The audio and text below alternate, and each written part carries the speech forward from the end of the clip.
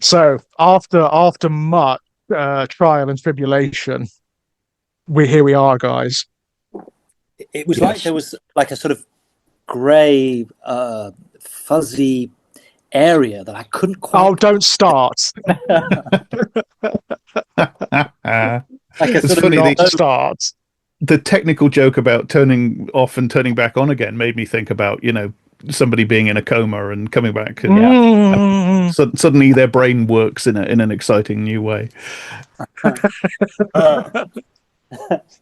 And indeed, archaic nuclear weapon systems, Yeah. Oh yeah, yeah. Mm. It's going to be a topical one this evening. We may even It stray into the realms of politics, which never happens on this show. Politics on this show? I know, No, right? yeah, it is. It is distressingly topical. I have actually podcasted about this before years Oh, back, right at the start of this apparently never-ending nightmare, yeah, just before the 2015 election or 2016. I can never remember what right. year it happened in. I podcasted on this story, the Dead Zone. And the Running Man, actually, with our Oh, mutual friend Kit Power, because for some right. reason, around about that time, we felt that those were the two most relevant Stephen King stories, and Can't here we are, imagine why. literally a decade later, and they're still the most relevant King stories because we live Escalatingly in hell. so, it seems. Yeah, Yes. it does seem to be that way. It is, as I constantly say, it's not living in the worst of all possible timelines that annoys me. It's living in the stupidest. Yeah, That yeah, annoys me. That really grates on me. There's yeah. something sort of kind of perfect about the fact that Stephen King is always in sort of online arguments with Donald Trump, or at least Yes. Donald Trump's stenographers, which just makes it all the more perfect after what Jack just said. Well, what I like about the way Stephen King goes at it is that he doesn't even really bother trying to argue with him because he knows better. The man is clever enough to know better. He just insults him. Yeah. Yeah. He just goes for the ego, which is exactly what you do with all narcissists, right? So, someone said of like of recent years, it's like that James Joyce quote from Ulysses, and the other person said, "What do you mean that history is a nightmare from which I'm trying to awaken?" He said, "No, not that one, not Ulysses. One of his letters to Nora. Your bottom is full of the most beautiful farts, my dear." That actually sums up the last few years rather better. So yes, fair point. Oh my goodness. I mean, prescient isn't the word, right? Yeah, Prescient isn't the word for this even one. I down mean, to like the cult of this guy having their own particular distinctive type of hat, which yeah, again Kit and I did yes. talk Yes, about. yeah. Yeah, but yeah, It's it's incredible. It's incredible. The sort of it's Simpsons level of precognition, right? And yeah, of yeah. prophecy. But I it's so well observed because Stilson. There's a bit in the movie, and we're going to be singing. I suspect we'll all be singing the praises of this movie very highly. Oh, But there is, jeez. for the most part, the politics is quite latent and quiet and muted. But there is a wonderful political moment. It's the moment where Johnny is talking to Walt, Sarah's useless husband, on the Yes. step of the house, and he says about Greg Stilson. Are you familiar? And Johnny points over to the huge poster of Stilson that has gradually been being assembled like a jigsaw in front of his right in front of his window, Yeah. staring through his window at him this entire time. And he says, "What do you think?" And Walt says, "Yes, but do you know what Greg Stilson stands for?" And Johnny just sort of goes. He just shakes his head, and Walt says, "Well, Greg Stilson stands for the young, the old, the rich, the poor." And so he stands for absolutely everybody Like, then, doesn't he? and So therefore nothing, right? exactly, I mean, exactly. It's a brilliant moment. I mean, that is fascism. That is yeah. Yeah, fascism yeah, right yeah. there. And the great political, and it is in the book. It's been a while since I read the book, but Mm, the idea of the hard hat as kind of an emblem of the Stilson campaign, yep. that's in the book. It carries over into this, Mm, appropriating the aesthetics of working class down home mm. Americana and stuff like that. Yeah, it's really good. It's I mean, really It's very good. well the observed. I mean, politics in is both late. versions of the story as well. It's phenomenally well observed, in the sense that it understands that fascism works by constant aesthetic presence. Hmm. It doesn't matter what it says or what it means. You're just getting these images of Stilson everywhere and these sound bites everywhere. I mean, the parallels with the Trump regime and here in the UK with people like Farage is so well observed. That Yeah, has and power. They the don't speech, the necessarily have to speech. say anything, right? They don't Well, they have to don't. say anything of substance. Stilson It's doesn't their say anything. That presence. that No. wonderful scene where they watch the speech on the TV, and you get quite a long section of Stilson giving a public address. He doesn't say anything. Right. There's nothing there. There is nothing you can identify as a policy or as an idea or a No. solution to a problem.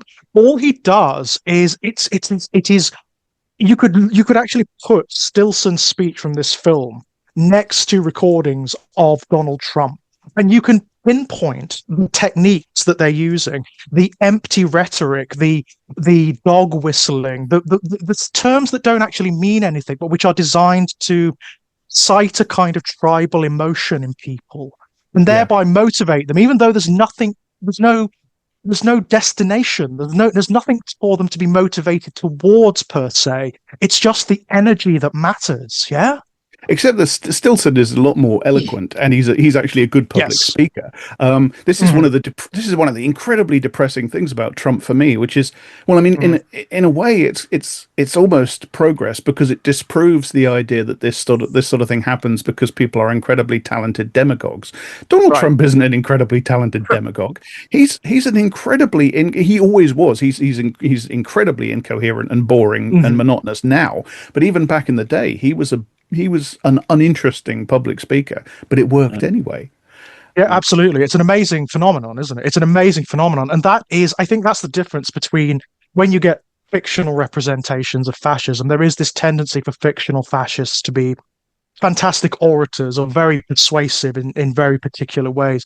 In the Yeah. real world, that it isn't the way it happens. They don't have to be brilliant. They don't have to be good. They just have to occur in the right way, at the right time, in front of the right audience. And that's it. That's all that happens. Well, Trump, Stilson, I mean, as per Trump, and this is a film of the 70s, early 80s rather, but the long 70s, let's say, yes. say the long 70s, but it begins towards the end of the 60s and carries right through to about early 80s. Stilson to Trump kind of is in a perverse way, in my mind, as several middle 1970s Bond villains are to Elon Musk. The idea of the sort of capitalist accelerationist billionaires who either want to sort of play God by traveling up to a space station and repopulating the planet with models, or relocating under the sea and seeing if that's a better option.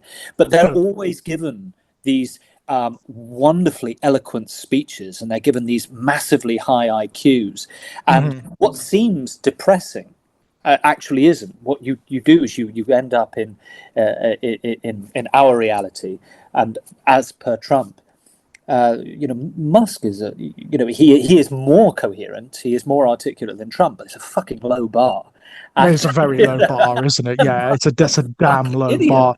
When you've got this like ketamine-addled, stumbling moron, and he is more eloquent. You are right. He is more eloquent, and he's even more composed most of the time than Trump is. He's more eloquent, but he's not as good as Trump is at filibustering. This is the difference. Right. Trump will talk. Trump will talk for 10, 15 minutes and he won't say anything. But because he's learned how to do this, he's learned how to cover this up his entire life. He's honed this to a skill. And you have to, I'm not handing it to him, but you have to say he is good at this. He gets away with it.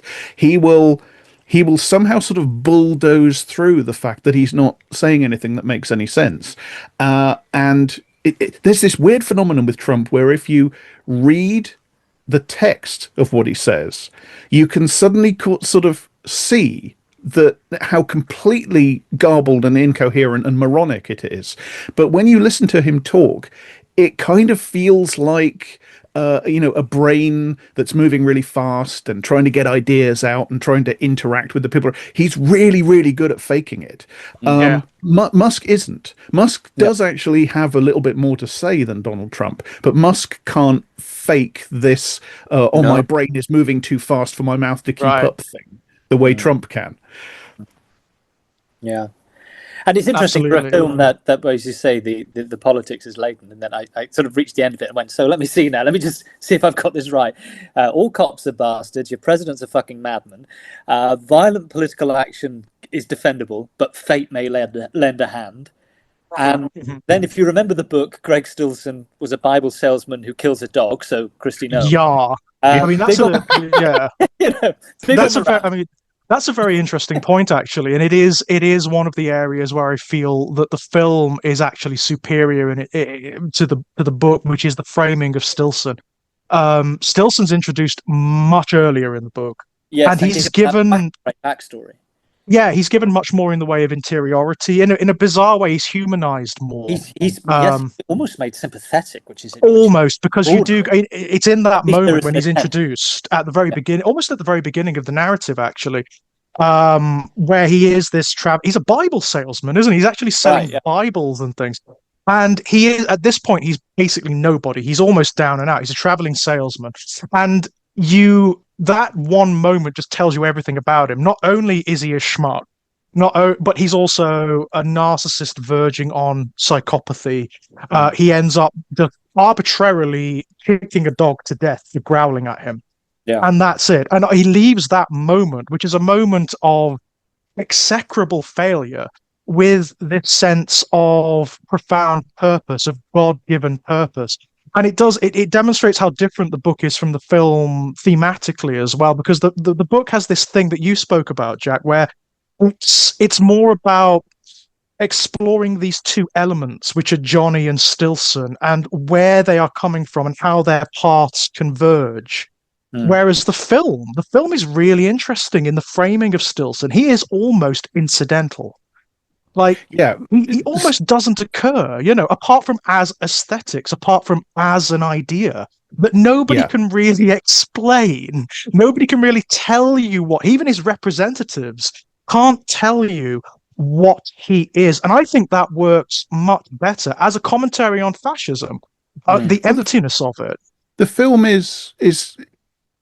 is quite close to the book, as I remember, but the film is definitely doing its own different thing tonally. Yes. And yeah, I mean, it's a bit like how in the movie adaptation of The Shining, Kubrick just basically removes all the stuff that King puts in to humanize and complexify Jack Torrance, to show you where his bad behavior and his abusive character traits. He in the book, King shows you where that comes from, and he's quite acerbic about Jack Torrance. He's not actually overly sympathetic, I think, to Jack Torrance in that book if you read it in the spirit that it's meant.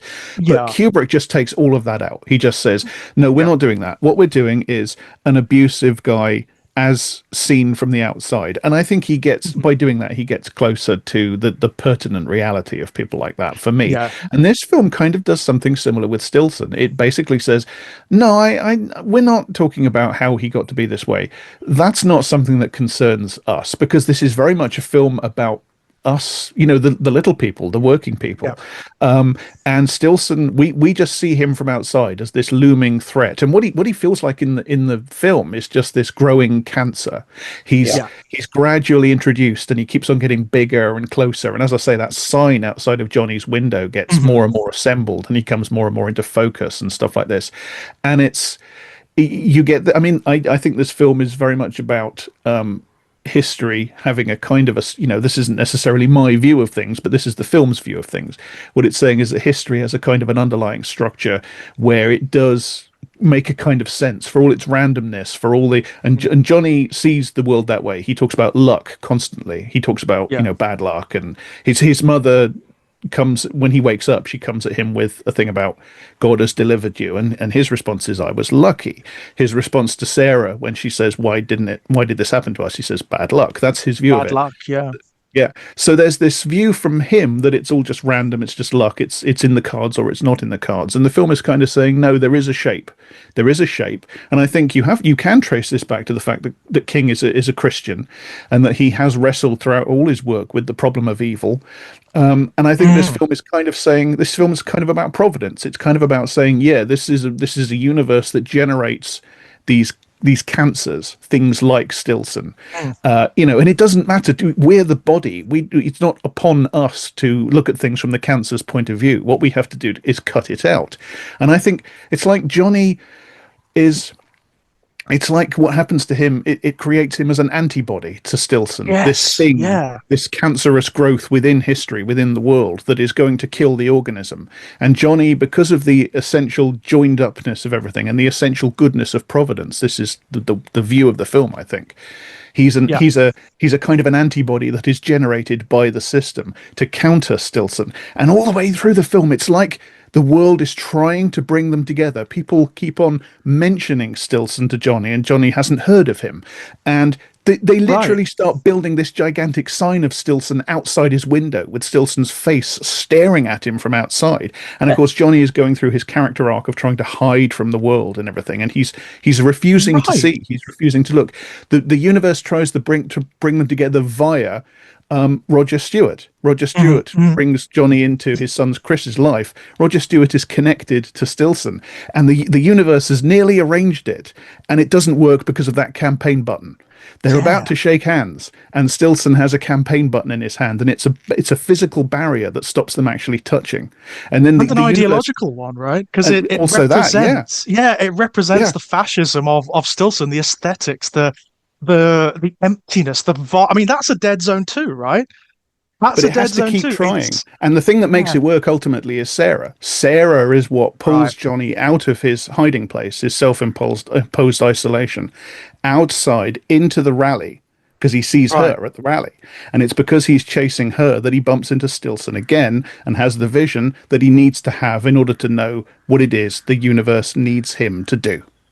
Right. So it's in its own bizarre way, and I don't mean this in a kind of mawkish or sentimental way. It is Hello? human connection against the vacuous extinctionism of fascism. Those are the balancing factors here. Yeah. It's really, yeah, it's very beautiful in that It's regard. like It's a very it's beautiful. And it's like again, it's saying it's ever. Sorry, go it's on.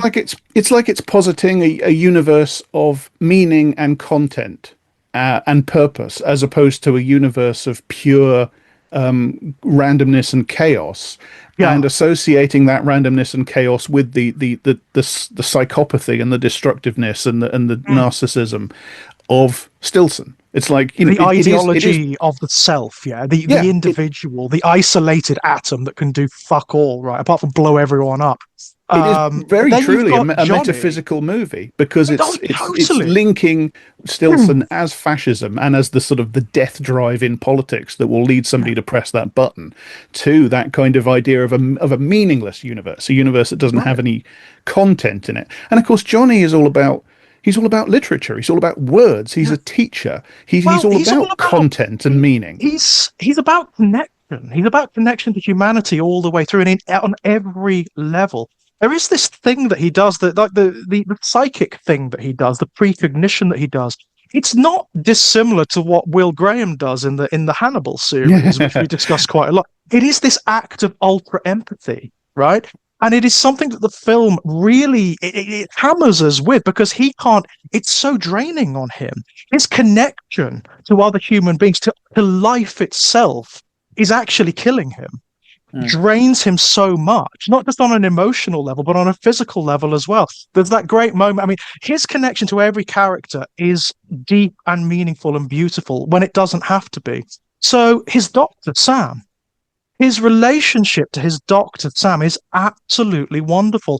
It is it's so complex. When he first wakes up from his coma, you would be forgiven for thinking that Sam is going to be a kind of paternal, sage-like figure, which he kind of is.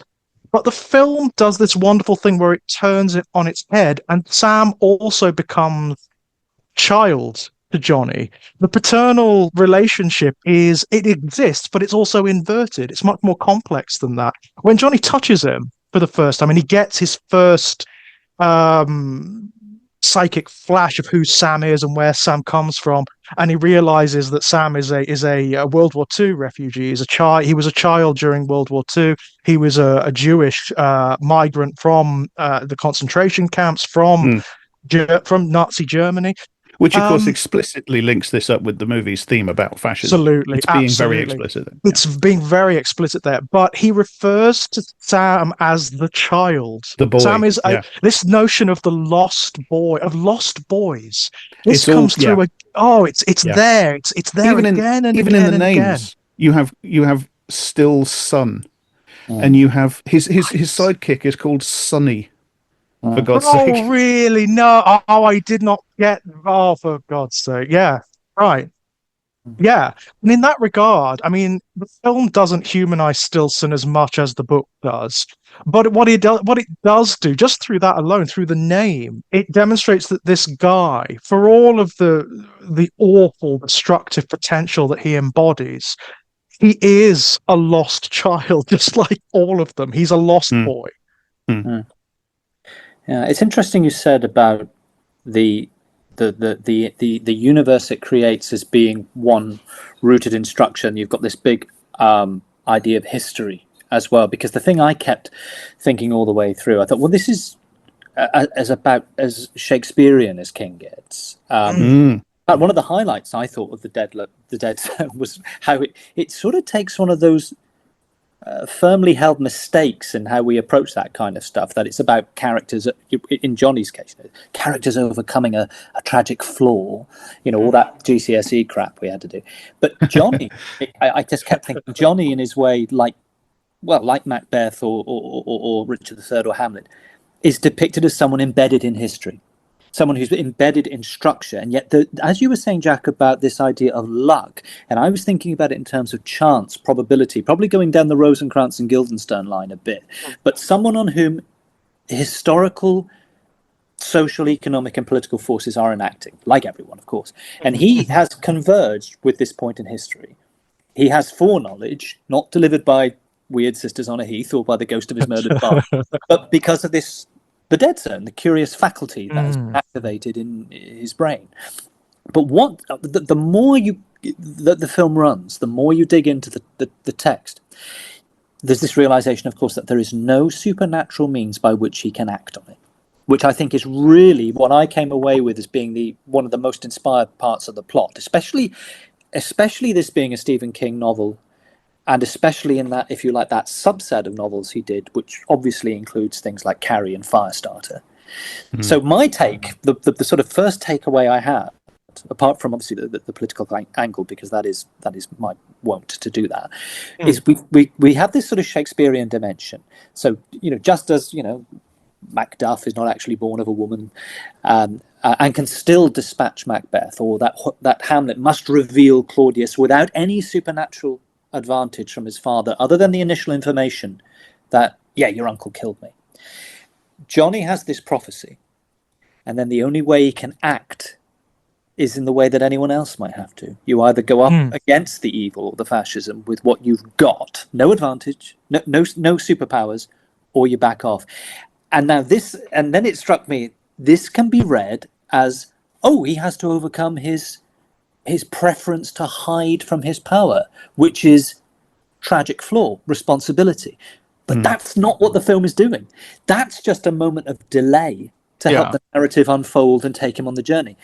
And then, of course, I thought, if the Dead Zone, like any genre of fiction, were taught with the same weight as Elizabethan and Jacobean tragedy or in higher education, I bet my last quid that is what they'd overfixate on.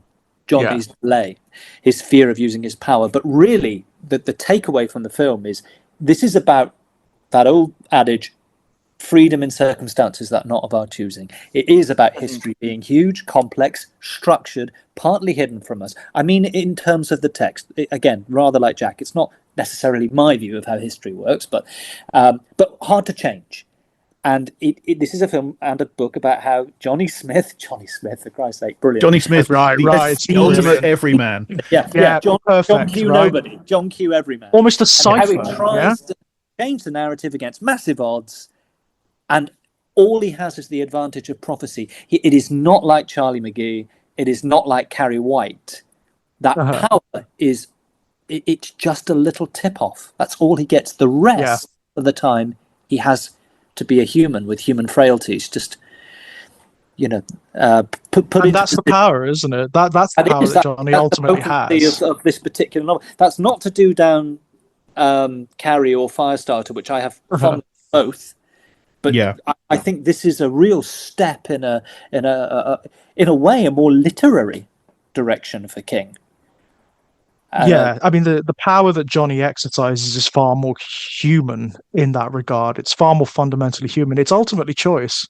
That's it. Yes. That's it. That's It's one of the he most has interesting changes, I think, from book to film, because totally. as I say, it's been a while since I read the book, but as I remember it, in the book, the dead zone isn't what it is in the film, is it? No, it isn't. No, it isn't. I mean, this is a very clever change Very by differently Cronenberg, expressed actually, and it's subtle, but it changes the thematic weight of the Yes. story quite Yeah. What, profoundly. remind me what it is in the book.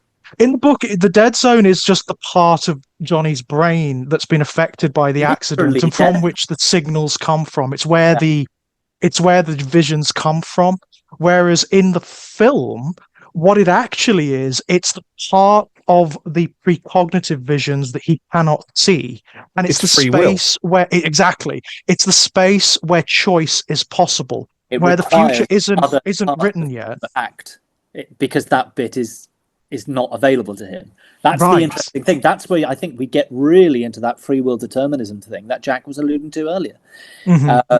Because he has a biological nothingness to cope with, and therefore it enacts other parts of the mind, not only the sort of this foresight, but also I think in terms of actually doing something when the situation arises.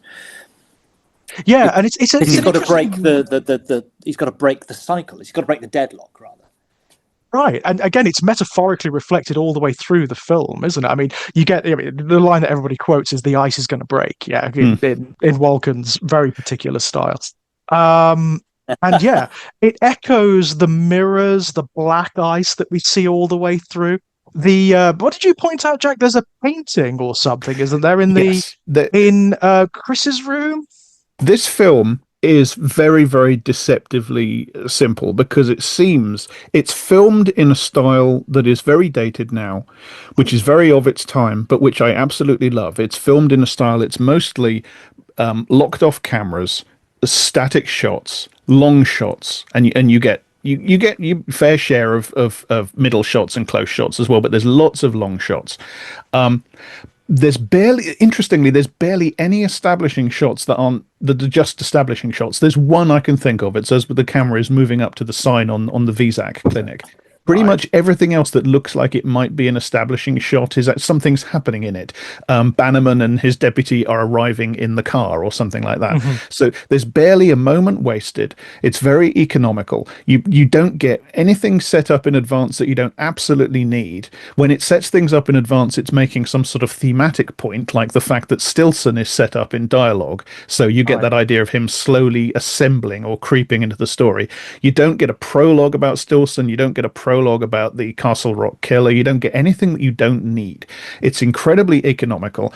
It's incredibly stripped down. And as I say, the style is, I mean, it's Cronenberg. It's part of his distinctive style, and I love it. It's called cold and clinical, just like Kubrick. It's not. It's calm and it's analytical and it's what's the word? It's sort of it hangs back. It allows you. It allows there to be silence. It allows there to be gaps. It allows there to be things that aren't explained. It doesn't overemphasize things it wants you to pay attention to.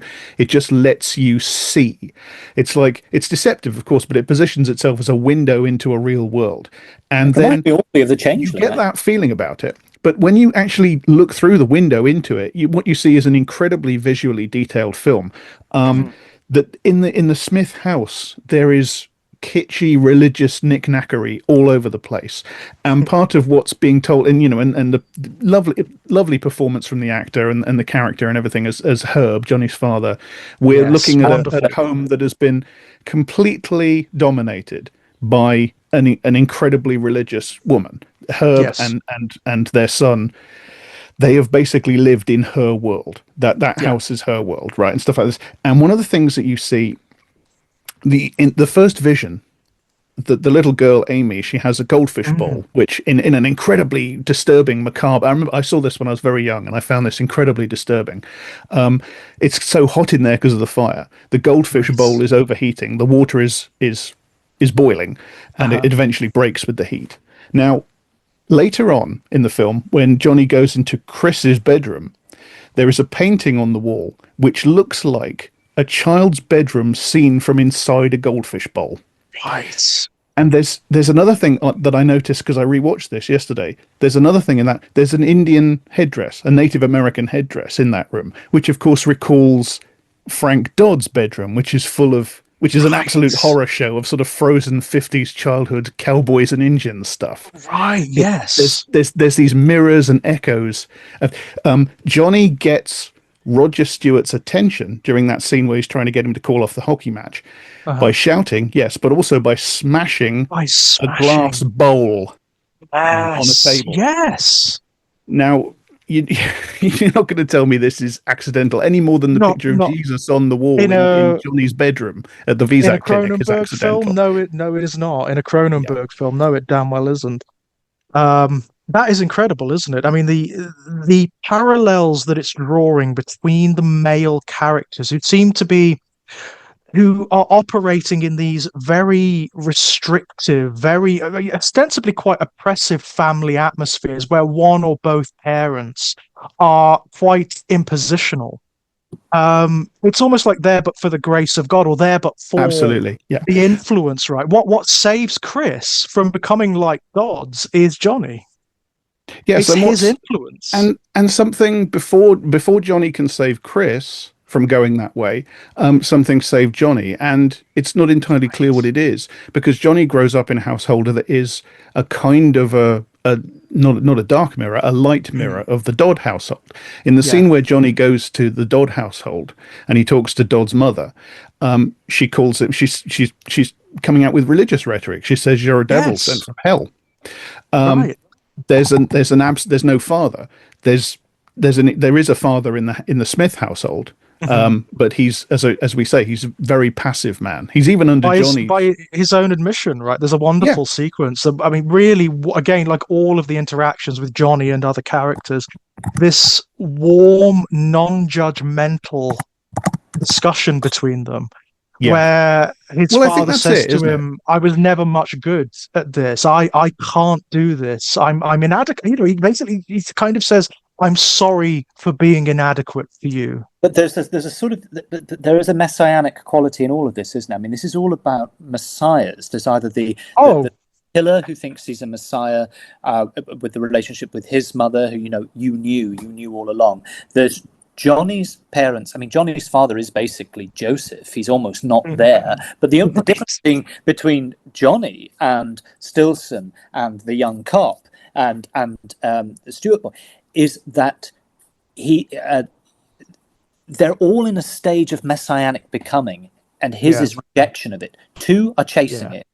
Two are coupled by not chasing. In fact, one actually rejecting it, which is of course Johnny. Yeah. But you've basically got a film about would-be messiahs. About absolutely, yeah. I mean, but Johnny. I mean, the parallel with Christ are fairly obvious, right? I mean, Johnny has his "take the cup away from me" moment.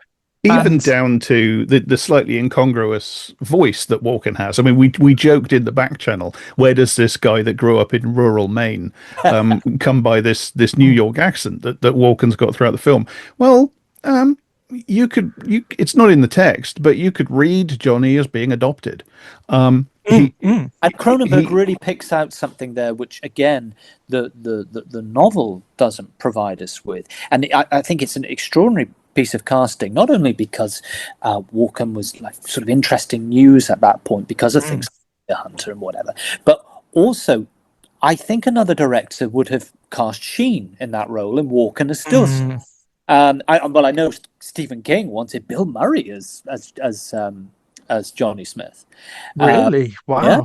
That was I can imagine Bill Murray as Stilson. I can't imagine. Yeah, I can't. But I think the extraordinary thing is that Cronenberg picked up on something else, and I think it's very much what we're talking about, is that we've got a kind of John Q everyman who's also rejecting a messianic status, who's this curious relationship with the family and so on. He's called Johnny Smith. The counterintuitive thing to do is to cast someone like Christopher Walken, and yet actually it taps into something deeper in the text, something more suggestive in the text. It really does. It's a really inspired idea by Cronenberg. It's a fantastic piece of casting, and it works so beautifully. I mean, the translation of the Johnny character from the page to the screen is perfect. It's so unutterably pristine.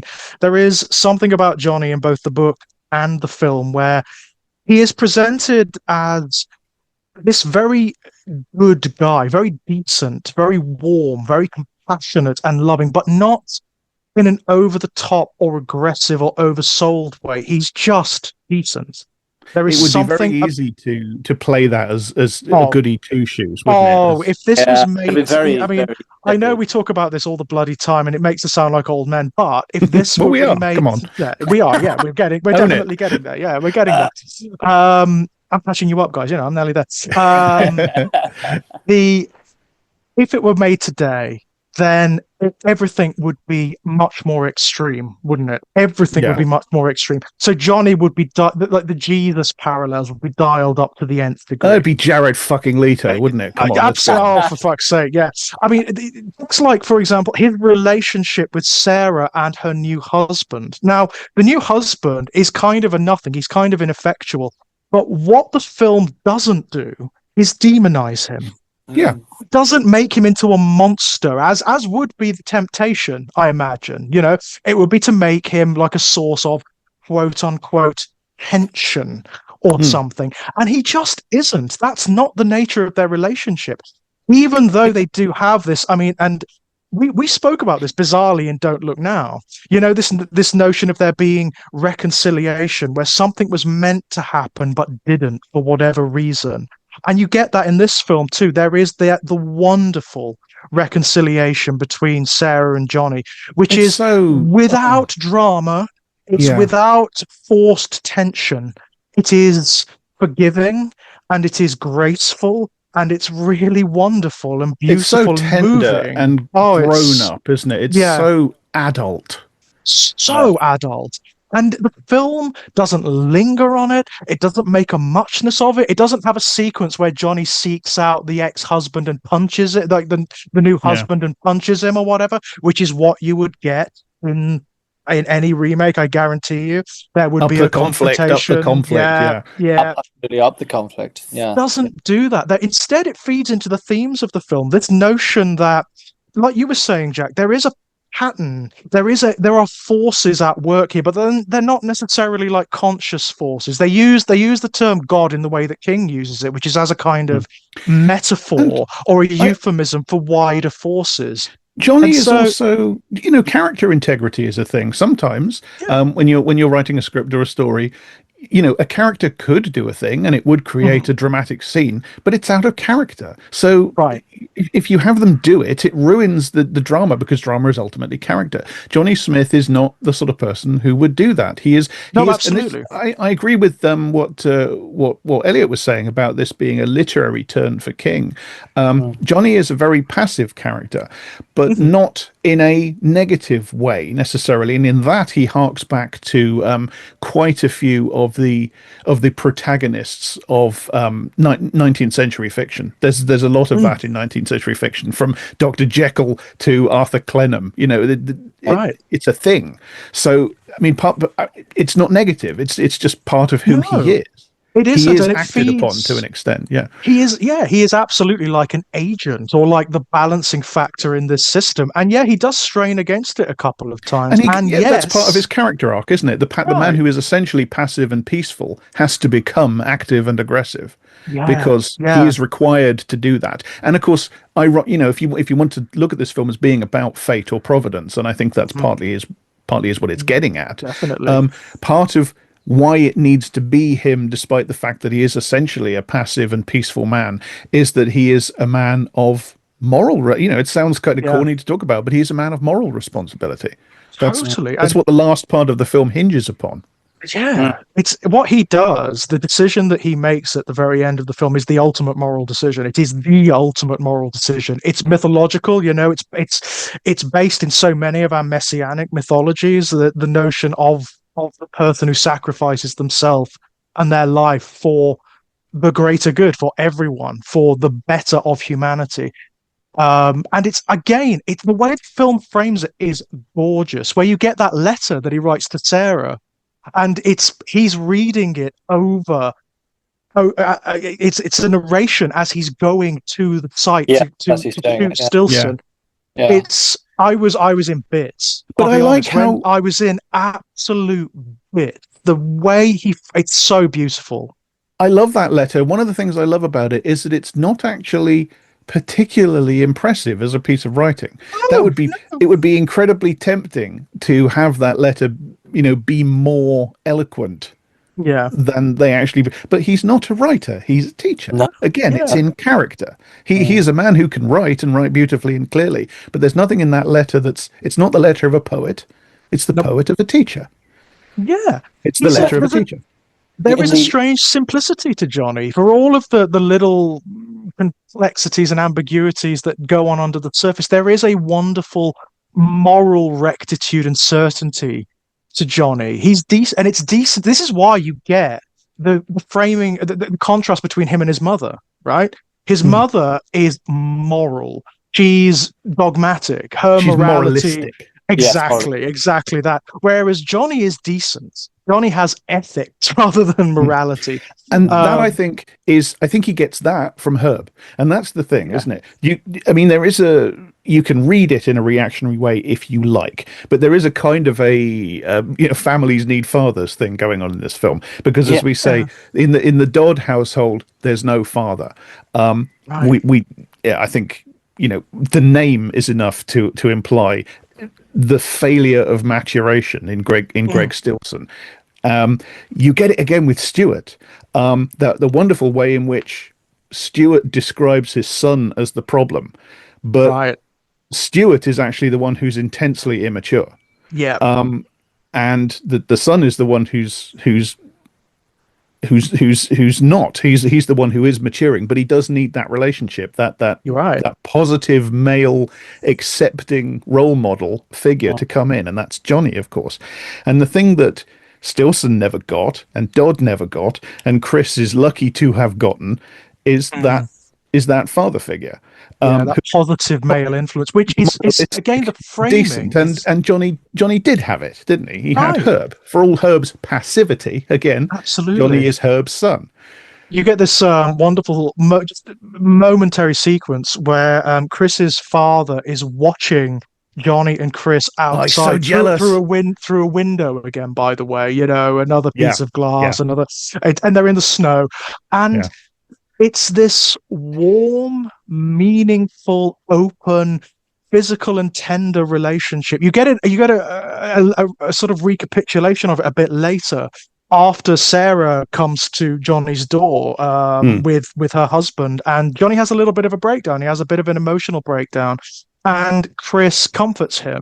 He's not afraid to cry in front of the boy. He's not afraid to accept his comfort either. But he grabs him for support, doesn't he? Because it's not Johnny isn't immature, but he is childlike, which is how he's able to be such a good teacher, I think. right, But right. Stuart and Dodd and Stilson are childish. Yeah. I love the way. I got to say, this film is exquisitely cast. Everybody is perfect. Anthony Zerbe does a wonderful job as Roger Stewart. He puts across the man's seething jealousy. Yeah. Hello, are you there? Oh yeah. So, listening. Sorry, I was mulling over there. Actually, yeah. The full stop. Yeah. Yes, I'll keep thinking about that because he's got more to say.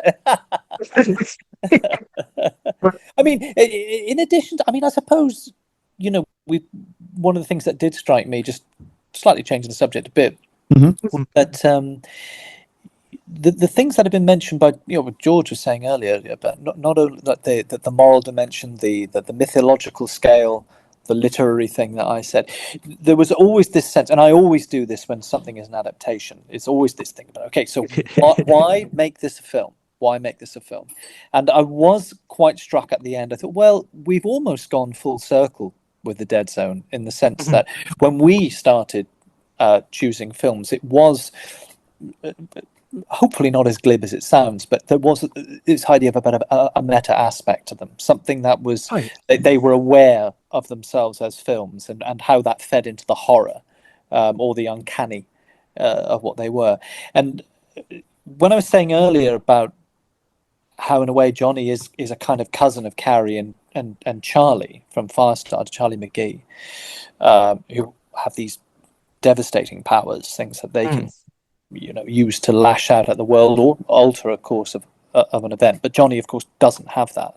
He doesn't have a power that can score him a victory or free him from danger. He has a power that shows him horror, and there's a that's our meta aspect of this, of course, and I think this makes it kind of really relevant as in adapting it as a film. Smith is the man who dares to face a horror narrative, but he has to use the same means as any of the rest of us.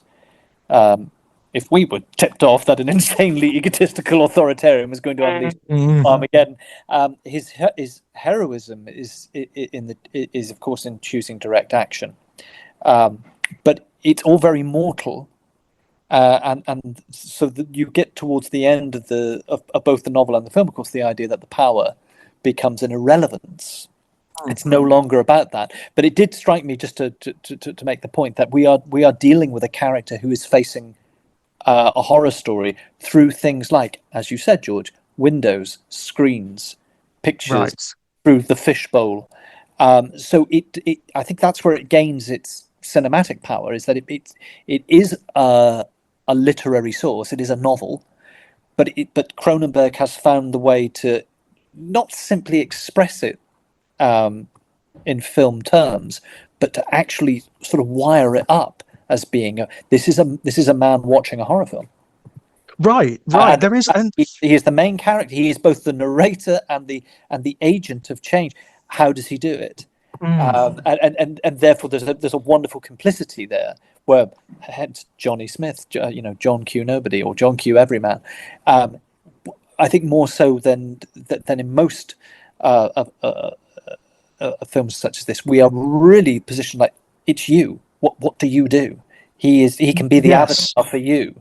I think that's absolutely it. Watching a horror film. He's watching. That's the project, isn't it? It is inviting you to it is inviting you to engage with its moral dilemmas, and its political dilemmas. Its power as a film, I think the book is very good. It's a good Stephen King novel, and of course, in the printed word, we identify with characters and we empathise with them, and we imaginatively project ourselves into them. But I think it really makes sense for this to have been adapted to a film more than maybe several others of his. And Cronenberg, who is so associated with screens and the interfaces of screens through things like Videodrome, of course, that to me really sells that's the right director as well. That's the right filmmaker. We have a horror film about someone who is watching a horror film and then has the choice whether to act in the horror film or reject the horror film. But what we are initially presented, which is this man has great power. He is a cousin under the skin of Carrie White or Charlie McGee, and then of course you realise he's not. That's not there at all. He's absolutely like any of us. That's just a little way into this uncanny world, but it doesn't stick. It doesn't offer him any real advantage. No, it's fascinating, isn't it? Because that really feeds into how the film portrays the visions themselves. It is like he's seeing them, but it's very unusual in how it presents sort of precognition. When you get the idea of someone who can see into the future or see things that are happening outside of themselves in most fiction, what you get is them grappling with images. They see images, but they don't have context for it. It's different with Johnny. It's different. The power gives him understanding. Details. It gives him understanding and context. So when he gets grabs the nurse, he knows their daughter. He knows the daughter's name. He knows where they live. He knows what's happening. yeah. It's really fascinating. He is the I mean, opposite, say, like a Robert Lee's character, who, when he's Yeah. ever portrayed, is always he gets he gets symbolic details, and of course mhm. it's not really helpful. No. Whereas Well, it's absolute context. this is what the universe needs Johnny to have. What the universe needs Johnny Right. to have Yes, is as you say, an antibody. certainty. Yeah, in order to be the antibody, he needs to have certainty. He needs to have details. He needs to see it clearly, and he needs to know that it's going to happen. It's one thing for us, we're recording this in the middle of the hackneyed phrase, the crisis in the Middle East. Israel is attacking Iran, Yeah. and Trump is rattling the saber, and we don't know Yeah. what the hell he's going to take it into his excuse for a head to do. Mike Huckabee is crawling up Trump's arse and talking to him about, well, you're facing a situation that no president has faced since Truman in 1945, and Yeah. he's surrounded by these apocalyptic, millenarian, fanatical evangelical Christians who believe that the end times are Right. afoot, and Jesus will come back and judge us all when the Jews are all killed, and they really believe this, and they're more than capable of telling this man, in order to bring on the rapture, and rule beside Christ, you need to it could happen. It actually could happen. Well, it's germane that the movie itself, in the period it was made, Yeah. being big on the rapture. Because I mean, I always think of what Gore Vidal used to say when he had to go to dinner parties when Reagan was hustling to be governor, and he would talk to any. I mean, Gore Vidal would say, "Oh, he would talk to anyone who listened. He'd literally grab you by the arm and pull you aside and talk to you about the rapture." He said he would have look in his eyes. He said, and of course, we all thought of him as this, deeply boring ex-actor, with these boring monologues about the rapture. He said, of course, then he became president, and then everyone was very, because he had the nuclear codes. But he had Jerry Falwell telling him what to do. Jerry Falwell, yes. Yeah. But of course, the added dimension now, of course, is that finally BB's got someone who is actually isn't knocking him back. Usually, I mean, the successive presidents usually go, Iran's not really doing that. Benjamin, but let's and now he's got the one who'll go, well, maybe, okay, because he's a fucking idiot. Yeah. And he's in a perpetual pissing contest with the entire universe. And if what he has to do in order to win and spare himself narcissistic injury is nuke Tehran, he is more than capable of doing it. And surrounded by people like Huckabee and Mike Johnson who will say, yes, Mr. President, that's the right thing to do. Huckabee. That's a whole new spin on that, doesn't it? I suppose in a way, I mean, if you take this movie literally, which you're not supposed to do, by the way, that's not the point. But I suppose you could accuse the conclusion of the film of being a little bit naive, in the sense that Trump could do the notion of Trump holding up a child to defend himself. That, as though that would make even the slightest impact. Again, this is what we know. We know, we now know that you don't need to be a talented demagogue. Trump could have done that, and in 2016, 2015, whatever, it wouldn't have made the slightest bit of difference. The slightest bit of difference to his supporters, because they're all cultists. There is. I mean, it is something that it's something that's wonderful about the film. Actually, there is a sort of, for all of the dark and tragic things that it portrays, there is a warmth and an innate humanity to it, which is King's. It's King, that is King coming through the story. There is an almost faith in humanity, not in the system, not in the power or whatever that direct Johnny to where he's supposed to be, but in the human being. There's something very essential, like the human spirit. Well, I agree with that, and also, I mean, I think that's that which Jack mentioned earlier. It does help us get into a lot about Johnny's coma, for instance. He has been dead in a sense. Yes, he has had his foot in the next world, and he's come back to this one with something from the next world. Something that will obviously ultimately kill him, because it's drawing him back to the next world. So again, you get this very strong set of Christian connotations, not only in the messianic characters and the sort of epic heroism of the character and the plot, but also anytime you think, well, where has he been? What was the coma? What was the coma in Right. symbolic terms? Yeah. He's Yeah, been and to the other world. again, a lesser film would have shown you like a tunnel of light or something like Yeah. that. Yeah, absolutely. But yeah, I mean, I think that's what the dead zone is in the book, isn't it? It's kind of the part of Johnny's brain that is still dead and is thus still connected to the spirit world or something like that. Yes, it's a Whereas little bit this, more literal in the book, isn't it? It gives you a mechanism, if you like, for why the visions occur. This is a little bit more esoteric, and it leaves it open, Credit. which I like. I think that well, in really works in as its we favor. said in this, it's free will and it's the possibility of Yeah. changing things, and Yeah. this is why I think this is sort of a strongly this is a film that has a lot of faith in the working class, because this is kind of Yeah. about ordinary people and their capacity to drastically change the world, Yeah. if they know that they can. And that's the difference. The dead zone in the film is that capacity for changing things. And what I was working around to saying before was that it's one thing for us to know that Donald Trump might do this, that, or the other. Mhm. Johnny doesn't know that Greg Stilson might do bad things. There's plenty of people that know that. The newspaper editor knows that Greg Stilson is dangerous. Roger Stewart knows that Greg Stilson is dangerous. Pardon me. Johnny Smith knows. This is the universe needs his visions to be detailed and clear and certain. It needs him to have certainty, and it's that certainty that allows him to say, "No, actually, the right thing to do, the moral thing to do, is to get a rifle and shoot this guy, because I know Yeah. that this is going to happen if I don't."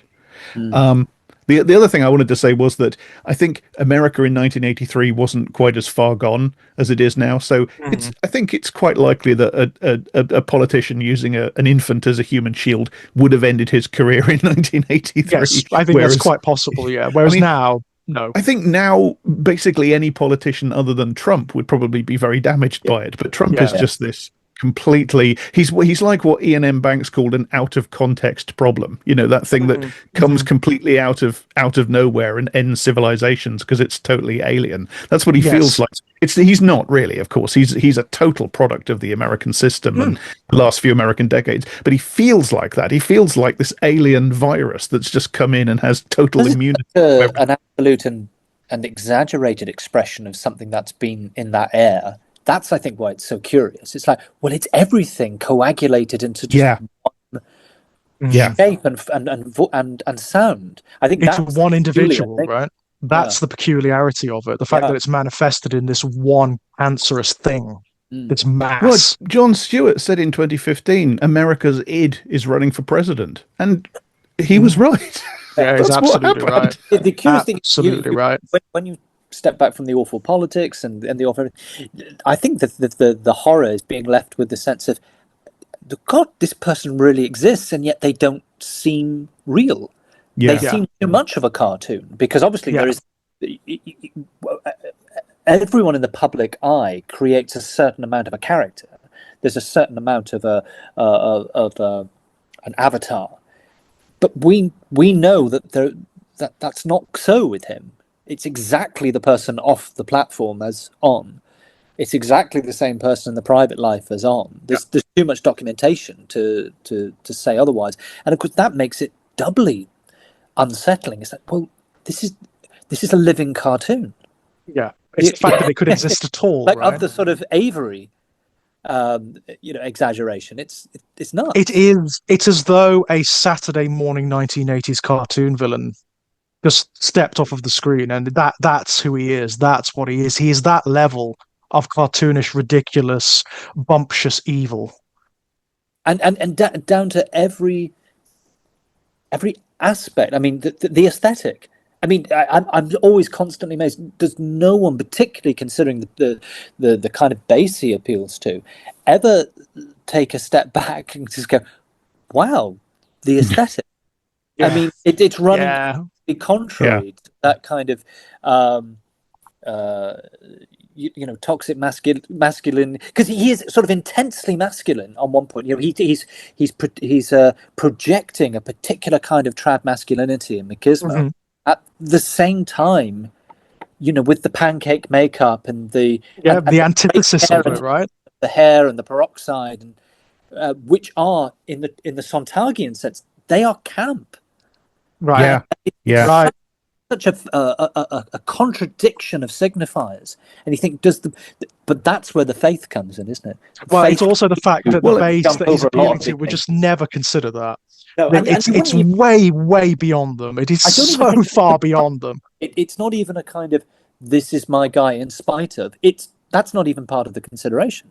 Right. They The would whole not perceive it. They would not perceive it it. can't exist without those things. You need that aspect of the Trump phenomena as well. Also, I mean, that's innate to part of it. fascism as well, right? That level of incongruity and the double thing, that is innate to Was fascism. there's that wonderful scene in the film where Johnny and Stuart are watching Stilson on the television, and it's Right. kind of eerie because Stuart's he's sitting there and he's saying, what a phony! Can't they see through Yeah. this guy? It's like, Yeah. yeah, It's ter- they can see through him. They Yeah. don't Yeah. care. They don't care. You can hold the two thoughts in your head at the same time. Yeah. Yeah, but and Yeah. because Johnny can't, Yes. because Johnny's immune to that, I think he actually says, "I'm confused. I'm at sea here. Didn't you just have him in your house? You know?" That's the irony, isn't it? Because Stuart, he professes puzzlement about why those people can't see that Stilson is Right. dangerous and a phony, but he's doing exactly what they're doing, just in a more Yeah. conscious way. He says you got to make him think you're his friend in case he wins, but In not case he get too wins. close in case he loses. That's what Yeah. they can see through him, just like you can. They're Yeah. gambling that he's going to deliver the thing that they want, just like you are. Mm-hmm. Mm-hmm. But you mentioning the finale, mentioning the picking up the rifle and the takedown and everything. I mean, there's again there was something suggestive about the Shakespearean about that as well, because Johnny's miss, of course, Yeah. means Stilson does get brought down in a more satisfying way for us viewers. Uh-huh. It makes for a more interesting film. But then you have Sarah, who'll never know what the fuck really went on. Right. I mean, Johnny dies. I mean, Johnny's reward really is to die. I mean, it's not for him Yeah. any accolades of the hero. I mean, this is a really painful heroism that's illustrated in this movie. And I Again, think, consistent in King with these kinds of characters. Yeah, If you read anything like Desperation, you get exactly the Exactly. same thing and this is why I happening. think King gets, in his way, in his very Stephen King way, something classical or Shakespearean about heroism, which and how it really can't exist. You know, it's why Shakespeare depicts, you know, Achilles and the Greeks the way he does in Troilus and Cressida. Real heroism is hard. It doesn't necessarily come with any rewards. It's more likely to come with being sort of publicly berated or outcast or whatever. Yeah. But also by remembering Sarah is a part of that finale. Yeah. It goes back to what you were saying, George, about the love story aspect. Well, now we're into the area of tragic love. You know, lovers thwarted by circumstances. So, you know, Troilus and Cressida again. It really does. Again, I'm just underline that there is for all he is a pulp writer, and I know we're talking about the film, and though he is a populist writer, there is a real understanding about, particularly in this novel, more than a number of his actually, where, you know, it's like the complexities around what heroism is, how it works, who gets to be a hero, what actually heroism amounts to in culture, which is usually just a number of many kind of phantasms and chimeras. But the real tragedy that it sort of hit me at the end is like, he dies, she's left with so many questions. Yeah. Yeah, absolutely. I know we have the letter, but the letter, as we doesn't explain it. The letter doesn't explain what he does. The letter really, without context. The letter doesn't provide context for what Johnny is going to do. All he says is, "I know I'm right." That's all he really says. He goes in knowing that one of two things is going to happen. He's either going to manage to kill Stilson or he's not, right? Yeah. So if he manages to kill Stilson, which actually he doesn't manage to do, but he kills Stilson's career, so it amounts to the same thing. If he achieves that, she will never know.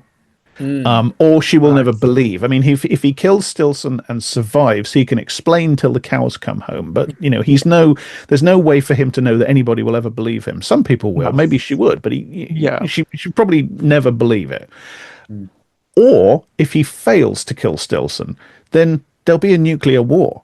Yeah. So, he's hoping that she will never know. Because if he's dead and then one day she does know why he tried to do it, that means it's because he failed and here come Yes. the bombs. Yeah, absolutely. Yeah. I mean, it's an interesting thing. There is a slight ambiguity in the film, and it is subtext. It is not overt, but there is this sense, particularly in Sarah and Johnny's interactions, but also between his interactions with other people as well, that people are aware, particularly around Johnny, that things are maybe not happening as they should, that something around Johnny has been skewed by the fact of his death and essential resurrection, that he is like this element that's outside of the pattern now, and that things are not progressing as they should. That's why Sarah comes to him. That's why they have their reconciliation. It's the sense that the life they were meant to have is not happening.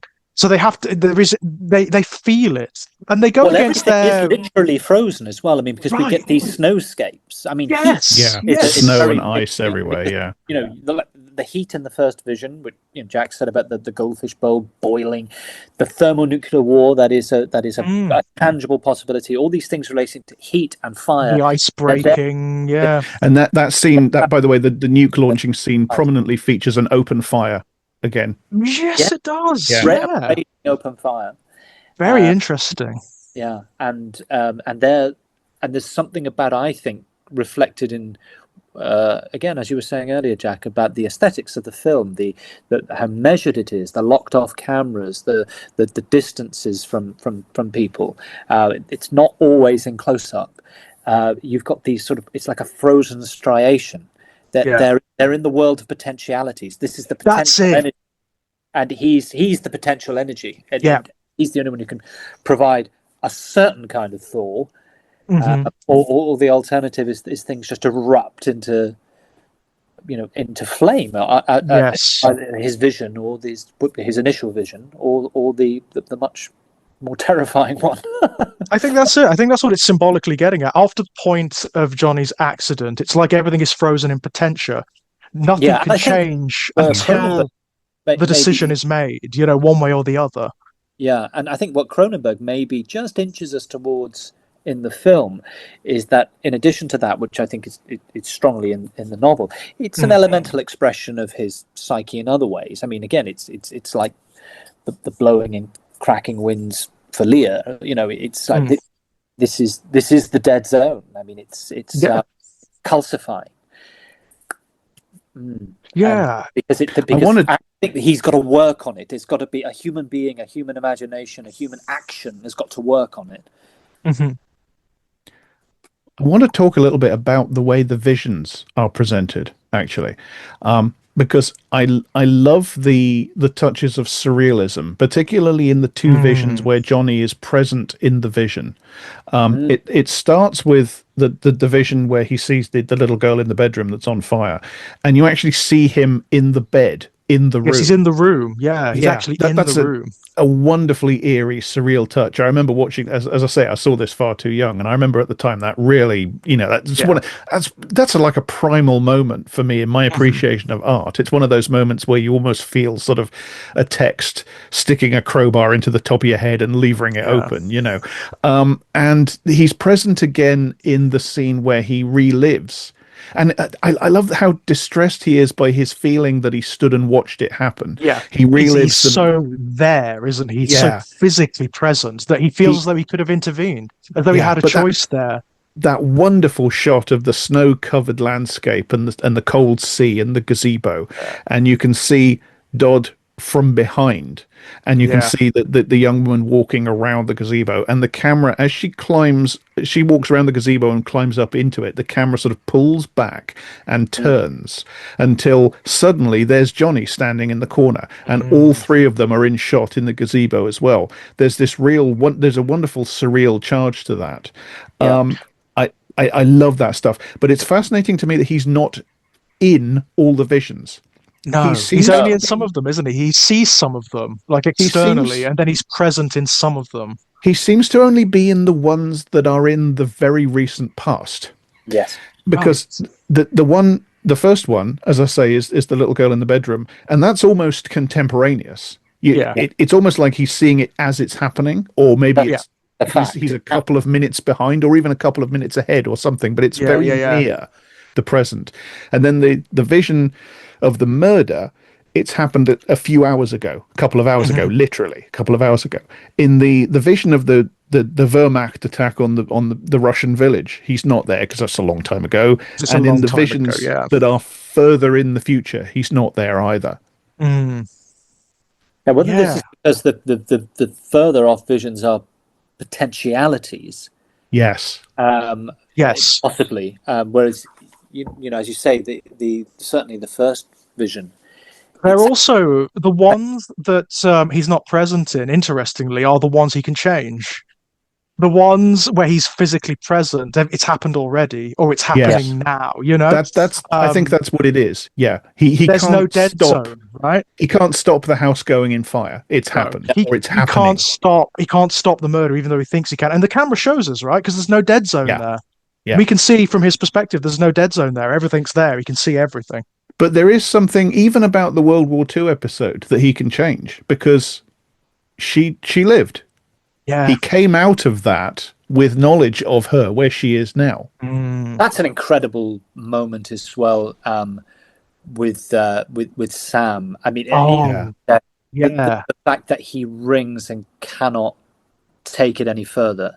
That is so interesting. I love that. I think what he says is wrong as well. He says it wasn't meant to be. I think he's wrong about that. I think it was, because as I say, I think this movie is about Providence. I think it's about Johnny wouldn't have had rewriting the script. He wouldn't have had the vision if something couldn't have come of it. You know, he doesn't get visions every time he touches people. Where I was going, that was where I was going. It was this. It's like, oh, hang on a minute. This breaks from what the rest of the text around Johnny is kind of saying, and yet at the same time, I think the beauty of it is not only because it doesn't put all the ducks in the same row, but it also gives us a perspective outside of Johnny's, which is very, very powerful. This man who has been through this trauma and must miss his mother terribly, and can't do it.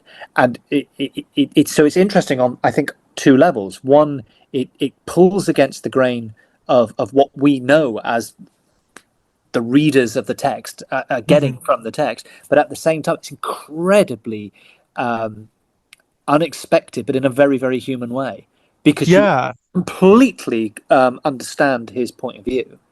Totally. I mean, you also need it to kind of avoid a reactionary reading, I think, because of course, Johanna Wiesack is the definition of a good, self-sacrificing, unconditionally loving mother, isn't she? So in a film that has some pretty negative depictions of mothers and has sort of seeded the idea that the absence of a father is enough to turn a boy evil, you do kind of need that balance. Oh my God, definitely. Herbert Lom acts the shit out of those scenes. I mean, he's so great. He's so understated. And I think because over the years we've probably known him more for sort of genre parts or he's such a fine actor, and this film really is incredible for him. As I say, this film is exquisitely cast. I think all the major roles are perfect. I think Anthony Zerbe is brilliant as Stuart. Herbert Lom is perfect as Wiesack, because he's got this fatherly, benevolent quality, but he's also kind of boyish. Yes, he does vulnerable very well. Brooke Adams is sublime. She is. I mean, she's one of the sort of forgotten great screen actresses, I think, of recent decades. Absolutely, Tom Skerritt version of Sarah. Tom, I always forget Tom Skerritt's in it. Yeah, he's perfect as Bannerman. He's absolutely perfect for that role, because Bannerman's kind of cynical and shifty and manipulative, and Tom Skerritt has that double edge to him, where he appears, he's quite good looking for one. Tom Skerritt's quite a good looking guy at this point, and he comes across as caring, but he is manipulative, and that's part of it, right? Yeah. Oh, definitely. The guy playing the bodyguard, Sonny, I can't remember the actor's name, but he's so good. But he's in loads of stuff from this era, isn't he? And he always plays these parts. Plays these parts. He's so good. He's so incredibly sinister and frightening. that character. And yet there is a Um, slight, almost pseudo redemptive moment for him at the end when he Well, sees what Stilson has done, you and can he read that. refuses to go You can after read that the different ways. journalist. You know, Yeah, you can certainly I read it this way as a kid. I read it as like no, holding a baby up as a human shield is just going a little bit is a too far step for too You this wanted to be film. far, right? educated. It's the line, you know, or I think you can read Sonny as having a touch of The Shine, because when he Right. encounters Johnny in the hallway, he clocks him instantly. He looks at There him is like, I there's a don't thing, like you. isn't there? There's I don't tension, like isn't you. there? Yeah, And you he know, just later on when he grabbed Stilson at the rally, when and it's quite aggressive. He rips Johnny from Stilson. yeah. Yeah. He kind of almost flings him back. You So know, you can read Sonny at the end as not making a moral decision, but a sensing something like what Mm, Johnny senses, that Stilson is interesting. cooked. Yeah, It's time to jump ship. yeah. One thing, and I have to give all the props to Christopher Walken. Wonderful performance. Such Oh, such a such a great actor at this point in his I would career. say that this is my favorite. Yeah, This is by far my favorite Christopher Walken performance. yeah, He just, there is an essence of Johnny here from the page where he gets the slight weirdness. Johnny is an odd duck. There is something slightly, he is coded almost neuroatypical in yeah. certain ways. As And is Chris. as is Chris, and it worked. It worked so beautifully. And because of the casting of Christopher Walken, who is slightly, he's slightly odd anyway. He's slightly odd looking, and he has an odd physicality and an odd way of talking. It Mm, really works. But there's something that smile that Walken does in this performance, which is so endearing, Mm. so sweet. He communicates so much through his face in this performance. Because Johnny has this kind of like, when he talks, he almost looks down a lot of the time. He doesn't always make eye contact, and he smiles nervously and he fidgets. It's really endearing and sweet. Mm. There's And then something about the character. I find him endearing without being schmaltzy or without being saccharine. mm. But Yeah. that does give you a real counterpoint when he has moments, because he does have a slight cruel streak when he's angry, Yeah. Mm, which is that makes it more impressive. yeah, But for me, it's Martin Sheen that runs away with this film. It's such a finely balanced performance because yeah. it teeters all the way through. It teeters on the edge of being too much, but it You could never tips I over. mean, And it needs to do that because Stilson yeah, does need to be kind of ridiculous. Because as yeah. we've been talking about, these guys, they always are kind They of are, yeah. ridiculous. Mm. And that's part of how it works, how their trick works. But there's a He's reality to him as well, isn't there? I mean, like there's something you can see who he is. You can see, like in the vision of the future. Which should be the hokiest thing. I mean, It Yeah. should be ridiculous. and he, It should it's be terrifying. goddamn ridiculous. He manages to hold the line of that scene because it could have been hokey and ridiculous, and then the out of the film could always be it's a potential vision. That's all. It's Right. Johnny's dream of the future. It's his precognition. Therefore, if it doesn't quite land, we've got that escape route. But Sheen, I agree with Jack. Sheen is able to dial up his performance, but the intensity of and earnestness is so there Yeah. that when he opens the door and says the missiles are flying, He does that narcissistic rage really well as well. Like really well. when he turns knocks back the other guy and says, and actually that scene lives or dies by that moment, because you as a viewer have got to be convinced that that guy will put his palm print on the machine next to Sheen's character, Stilson. And you do believe he'll do it in that moment, despite his protestation, because Sheen's comeback is so good. It's so complete. He's terrible. It's also, I mean, it's Even the that role is essence. great. I don't know the actor's name, but the actor playing the general or whoever he is that has to also touch the touchpad, he gives a wonderful little performance because he's almost mesmerized by Stilson. He's mesmerized in horror. Yeah. I was just about to say, actually, one of the things that the scene does give us is kind of like the essence of what Stilson's power is compared to Johnny's. Yeah. what he can do, which He is can kind it of is this. make people do things, and Yeah, again, he they can make can. These people guys, they can. As right. unlikely and implausible and ridiculous as it seems, they can. He can make people the worst of themselves. He brings out the very worst essence of people, and he not only brings it out, but he enshrines it. He enshrines it as good. And that's exactly what populists do. That's what they always do. It's what fascists always do. He justifies people in their awfulness. Mm. And that's exactly it. That's what you get in that sequence. That's what you get all the way through. Whenever Stilson is on screen and talking to other people, that's what he's doing. One of the things the film does brilliantly is it never gives him an earnest or sincere moment. No, Ever. no. The only time you see him being earnest or sincere is when he kills himself. And Yeah, that's it. yeah. I think when he says, I've had a vision that I'm going to be the president of Oh, the that United too. States. Yeah. Yeah, he means Well, that. yeah. Whenever you get him whenever he's essentially he's mythologizing himself. Whenever he's mythologizing himself, that's when you get sincerity from him. Mm, Beyond that, nah, no. He is empty. He's a performance. He's aesthetic. He's like his signs or his propaganda. There is nothing else to him. So when all that's taken away, of course, it may as well be his death sentence. yeah, yeah. His image has been destroyed. Yeah, well, that's it. And because his image has been destroyed, he's been destroyed. There's nothing. That's right. He is your classic narcissist, psychopath, Yeah. whatever you want to call him. There's nothing fall back on. There's no internality. Whereas Johnny is all internality. He is all sincerity. The contrast is gorgeous. It's absolutely beautiful. And the fact that the film resists giving them an actual confrontation. No, Beyond because if it were remade today, you would have a moment where Johnny confronts him and you would have an exchange, yeah. It doesn't need it. One of the things I love in the film is the scene where they do eventually shake hands at the rally, and Johnny has the vision, and Sheen does this thing where you get the feeling that Stilson is kind of sensing something. He looks shaken in some way that he can't understand, and he's taken away, and he keeps on looking round at Johnny.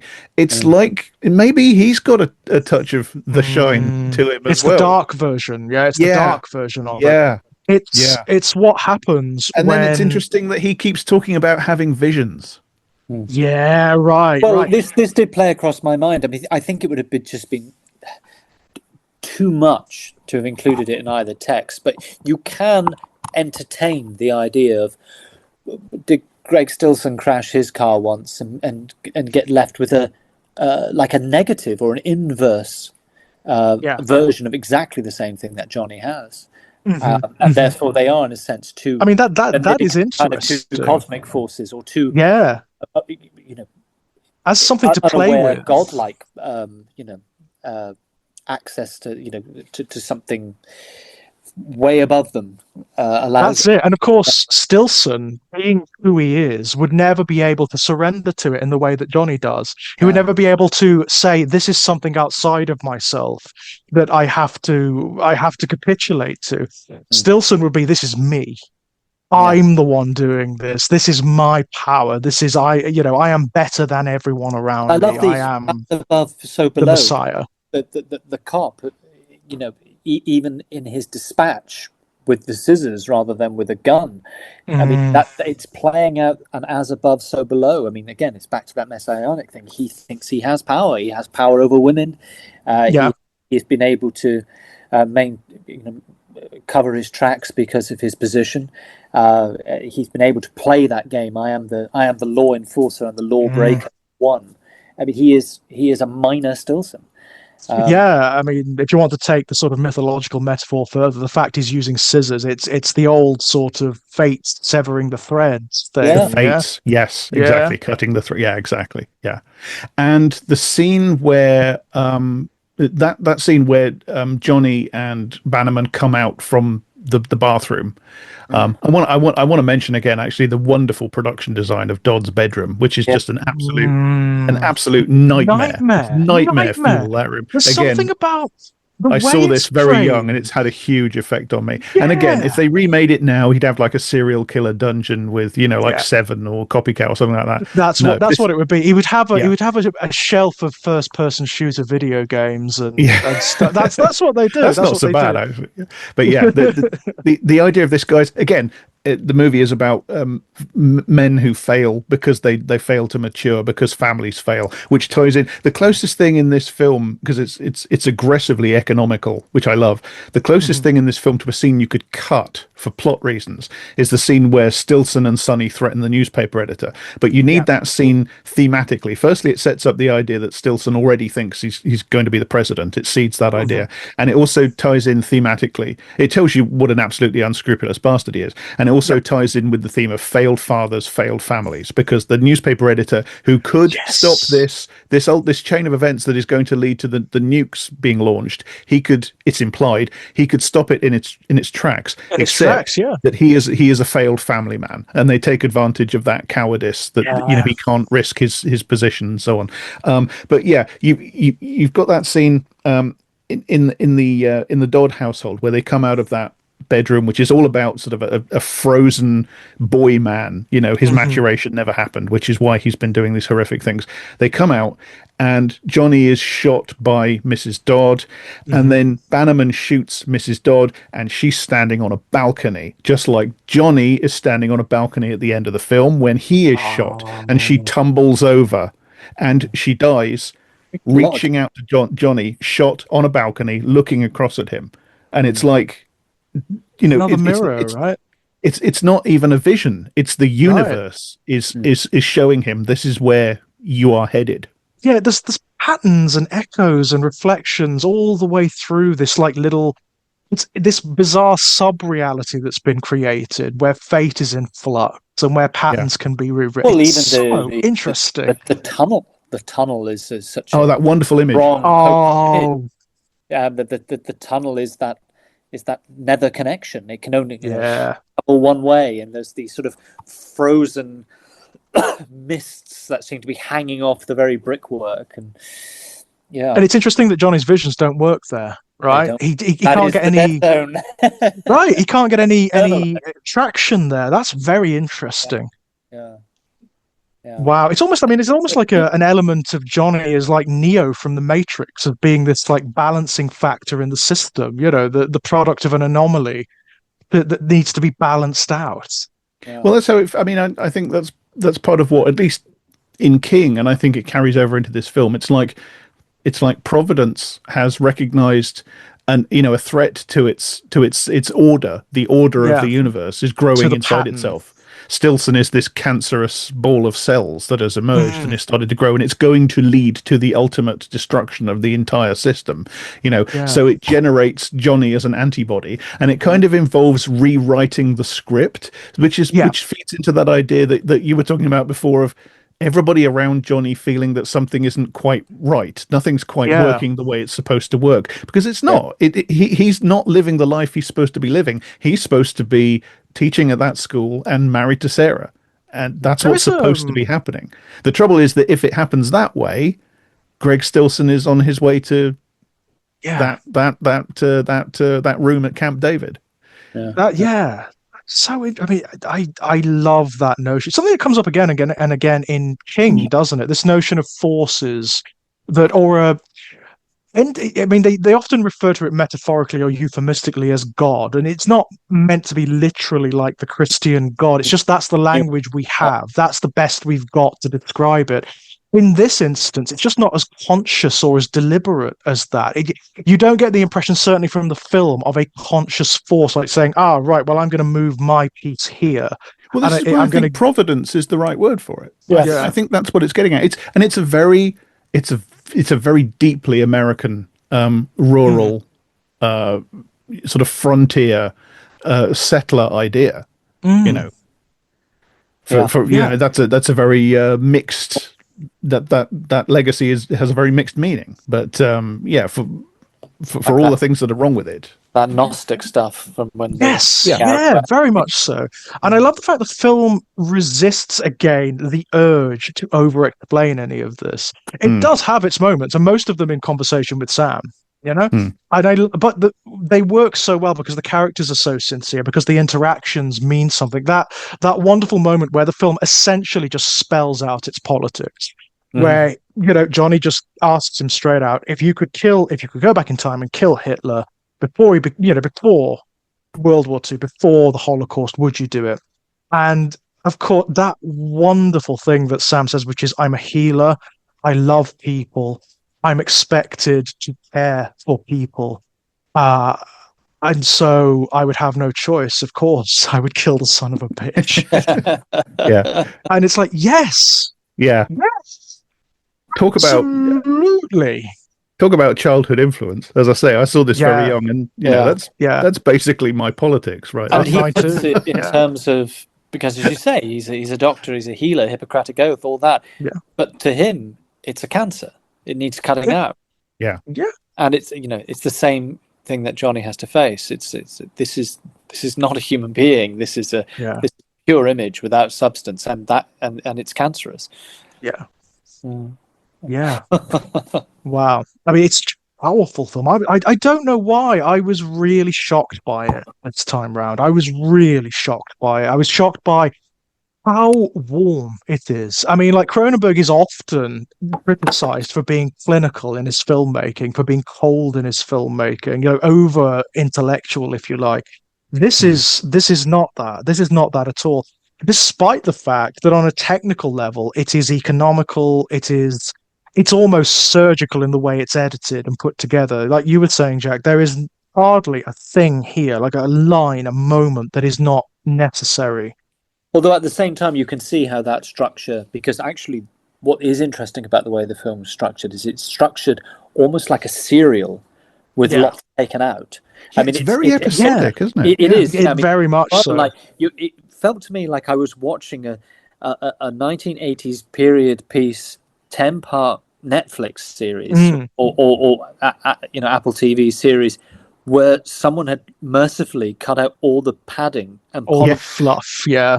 Yes. And then it was like, wow. So episode 1, he's got got the love affair. Oh, he's hit a coma. Right, that would be the end of episode 1. He's in episode 2, visions. Episode 3, all the stuff with his dad and with Sarah. Episode 4, the Stewart boy. Episode, and I was like, it's episodic, but never feeling disjointed. And again, as George said, the introduction of Stilson, which is so late, never feels like a dogleg. It does feel like it's emerged, because of course we've had all that foreshadowing for a start. Yeah, it's brilliantly done as well. You get mentions, you get like it's not clunky. Not at all. No, I mean the way Stilson is introduced is brilliant because it's gradual. The modern Netflix series, it would take you an entire 10-episode series to get to the vision at the rally, and then everything after that would be stretched out across series 2 if it got a series 2, and you'd be cut. But you'd have separate running storylines about Bannerman and the serial killer, Johnny and in his story, and Stilson and his rise to power, and it would be cutting back and forth between them, and it would be pointless. It would add nothing. It would add absolutely nothing except this endless narrative overcomplication and narrative deferment that is the bread and butter of this kind delay of tactic. Television. Delaying, endless delay. Absolutely, yeah. I mean, one of the things... They get you to the finale, and then the finale kind of renders everything else null and void. What was the point in doing it? Yeah, right. I mean, one of the things the film before the accident with Sarah, and you'd have another teacher at the school who was reporting them to the principal for their relationship, and you'd have loads of stuff about Johnny's mother's attitude towards Sarah, and stuff that is implied in one line of dialogue in the film. Yeah. I mean, it's something the film does beautifully over the book, to be perfectly honest. And the book is very good. Don't get me wrong; it's a very interesting read. It's one of King's best from this era. Actually, it's really beautiful. Early King, but it's a standout. Yeah, it does do this thing, which is it's a King thing, where it over elaborates quite a lot of stuff. There's a lot of stuff before the accident even happens that actually sets up Johnny's powers. There's stuff that sets up the dynamic of their relationship, which is much more complex in the book. Much more complex. It is not this unambiguous romance at all. there is from Sarah this slight hesitation about Johnny because there's someone else on the scene, and it's all quite, it's quite complex. The film does this beautiful thing of just taking it out, and yet all just that tearing it away. Quite surprisingly, because we know, of course, King invariably has been sort of scathing of a lot of adaptations. He does like this one. Yeah. He does. He likes this one. Yeah, he likes this one, which is he's softened quite a lot in his latter years. Actually, he's not quite as. I've even heard say nice things about The Shining.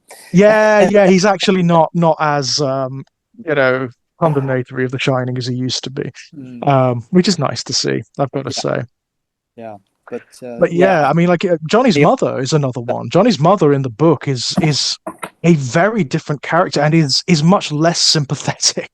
Well, the defense in the book version, now I'm getting a little bit stuck on continuity with, or chronology, I should say, with King, because I don't know if this is before or after Carrie, but it does seem like an attempt. It's after. This is after Carrie's mother again, just a different angle, and very much so. No problem about the idea of like taking a motif or an idea or an interaction from another one of his pieces and actually going at it from a different vantage point. That there's a lot to be said about that. But I think the film just turns the screw another notch for the better by making that slightly more ambiguous and not making her this kind of unsympathetic, tub thumping. She's a religious woman. She's got her, but but she's also like a conspiracy theorist, and she's also. There's the moment where in the book, which you don't have in the film, where they get the call from the hospital about Johnny's accident, and Johnny's dad answers, and he's trying to get information. And his mother is basically shrieking in the background about how it's their fault because they're sinful and she's made it all about her, And it's like that kills any sympathy for her. It kills any humanity for her. Whereas in the film, she's much quieter. She has her moments, but she's much quieter. She's much more sympathetic. And the relationship between them is much more interesting. It's much more human. As a result, definitely.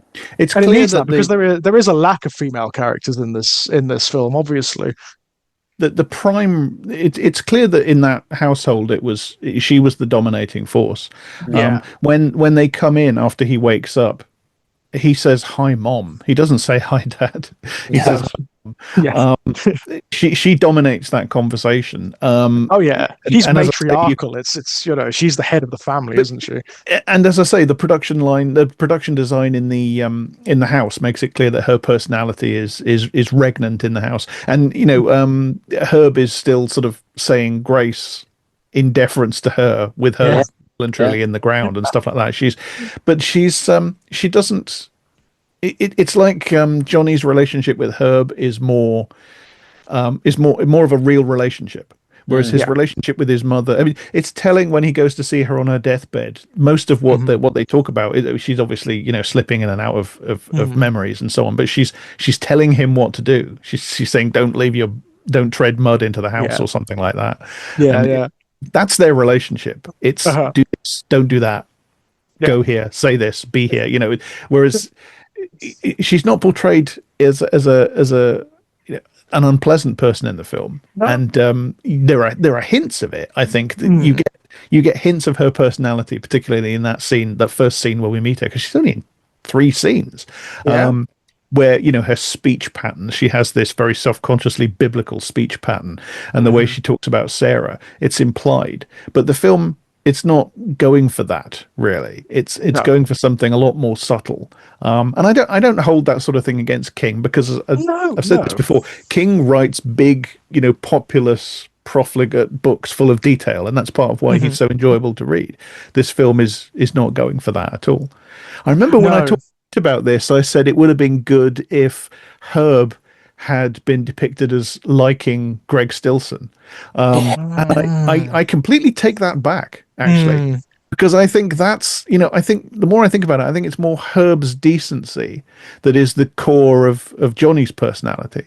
And if that's the case, then Herb wouldn't fall for Stilson. He wouldn't fall for it, no, and it would set up a tension, wouldn't it? It would set up a tension that would probably like belabor the story a little. But he just wouldn't buy it. You know, he might be Yeah. a very passive man, but he would take one look at Stilson and say, "Nah." Yeah, not interested in that. Who is this Yeah. turd? Yeah. Yeah, it's interesting. I mean, like, you never really understand what the relationship between Sarah's new husband and Stilson is, other than that he endorses him. Well, again, I think Forgive it's me, implied. I can't Sorry, go on. remember because I saw it a number of weeks ago now, and I've read the book a long ago. It's never made explicit that he's a Republican or a Democrat, is it? He's third party in the film, isn't he? Third Walter party. actually Yeah, says he's kind of launched a third independent. party. Yeah. Of course, Yeah. yes, he's doing the native thing. Yeah, yeah, Interesting. that's Yeah. right. Interesting. But I think I don't know if that's in the book, but that's a line in the film. But I think it's very faintly implied that Walt is the one that's really into Stilson and Sarah is just going along with it. She's just you going know? along. Yeah, it's heavily implied. There's a really interesting bit at the start of the rally in the church hall or whatever it is, where the assassination attempt takes place. They're coming in together. And Sarah says, in the middle of the melee, in the middle of the crowd, Sarah says to Stilson, "You know my husband Walt, don't you?" And it feels like she's trying to get Stilson to notice Walt, because Walt's this fan who wants to be in the inner circle. And Sarah, who has kind of been noticed by Stilson, is trying to engineer. She's trying to help her husband get in with the guy that her husband admires. That's how I read it. Interesting. Because I mean, you get the impression that he's very active in the campaign, right? He's obviously going door to door and whatnot. As it goes on, they seem to be more senior in the Stilson campaign, don't they? Yeah. The fact that he hasn't met him or doesn't really know him, that's kind of interesting. Yeah. But no, I mean, it's a film I think I'm going to be going back to perennially now. It's so, just on a pure technical nuts and bolts level.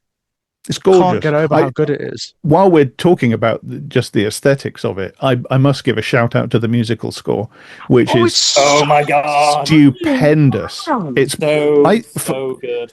For my money, it's one of the best cinema musical scores ever that I know of. It's fabulous. Michael Kamen's score. It knows when to recede. It knows when to be quiet. It knows when it's not necessary, right? Yeah, there's moments of such silence. He allows whole scenes to pass without anything, and then comes in with this really exquisite music. And yet, when it's there, it does that thing that all really good film scores does, which it just enhances ethos and meaning and atmosphere.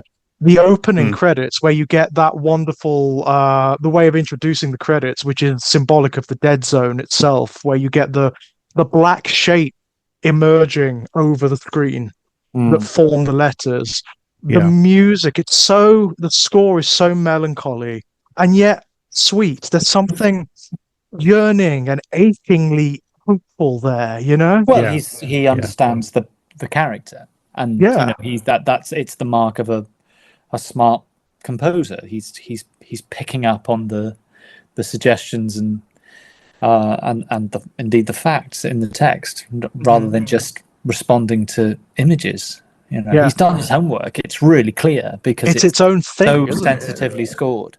Yeah, that's it. I think. I think that word "sensitively" it hits it right on the head. There is emotion here without it being overblown or manipulative, as a lot of film scores are. You know, a lot of film scores, they're like, well, I've got to tell the audience to feel this here, so I'm going to do this. You know, this works in simpatico with what's going on screen in the most beautiful way, and often with what's not going on screen as well, with the subtext and the themes. It's a stunning score. It really is one of the great. This whole film actually is kind of understated and underregarded, isn't it? It's sort of isn't it? You know, it's like, you know, it's it's remembered, it's recalled fondly, but only fondly.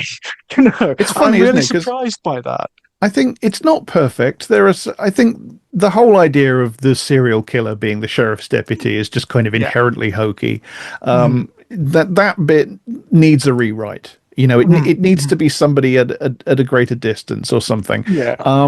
But it's difficult to see any really serious flaws with it. It's close to being what I would call a perfect movie, which is and not yet, again, necessarily I like. agree with you. It is hokey, but also, it is there to serve that as above, so below point. The ultimate authority, the ultimate patriarch, the president, is bad. Yeah. Your local policeman is bad. Yeah, I do get what you mean. I think it is there to serve that function.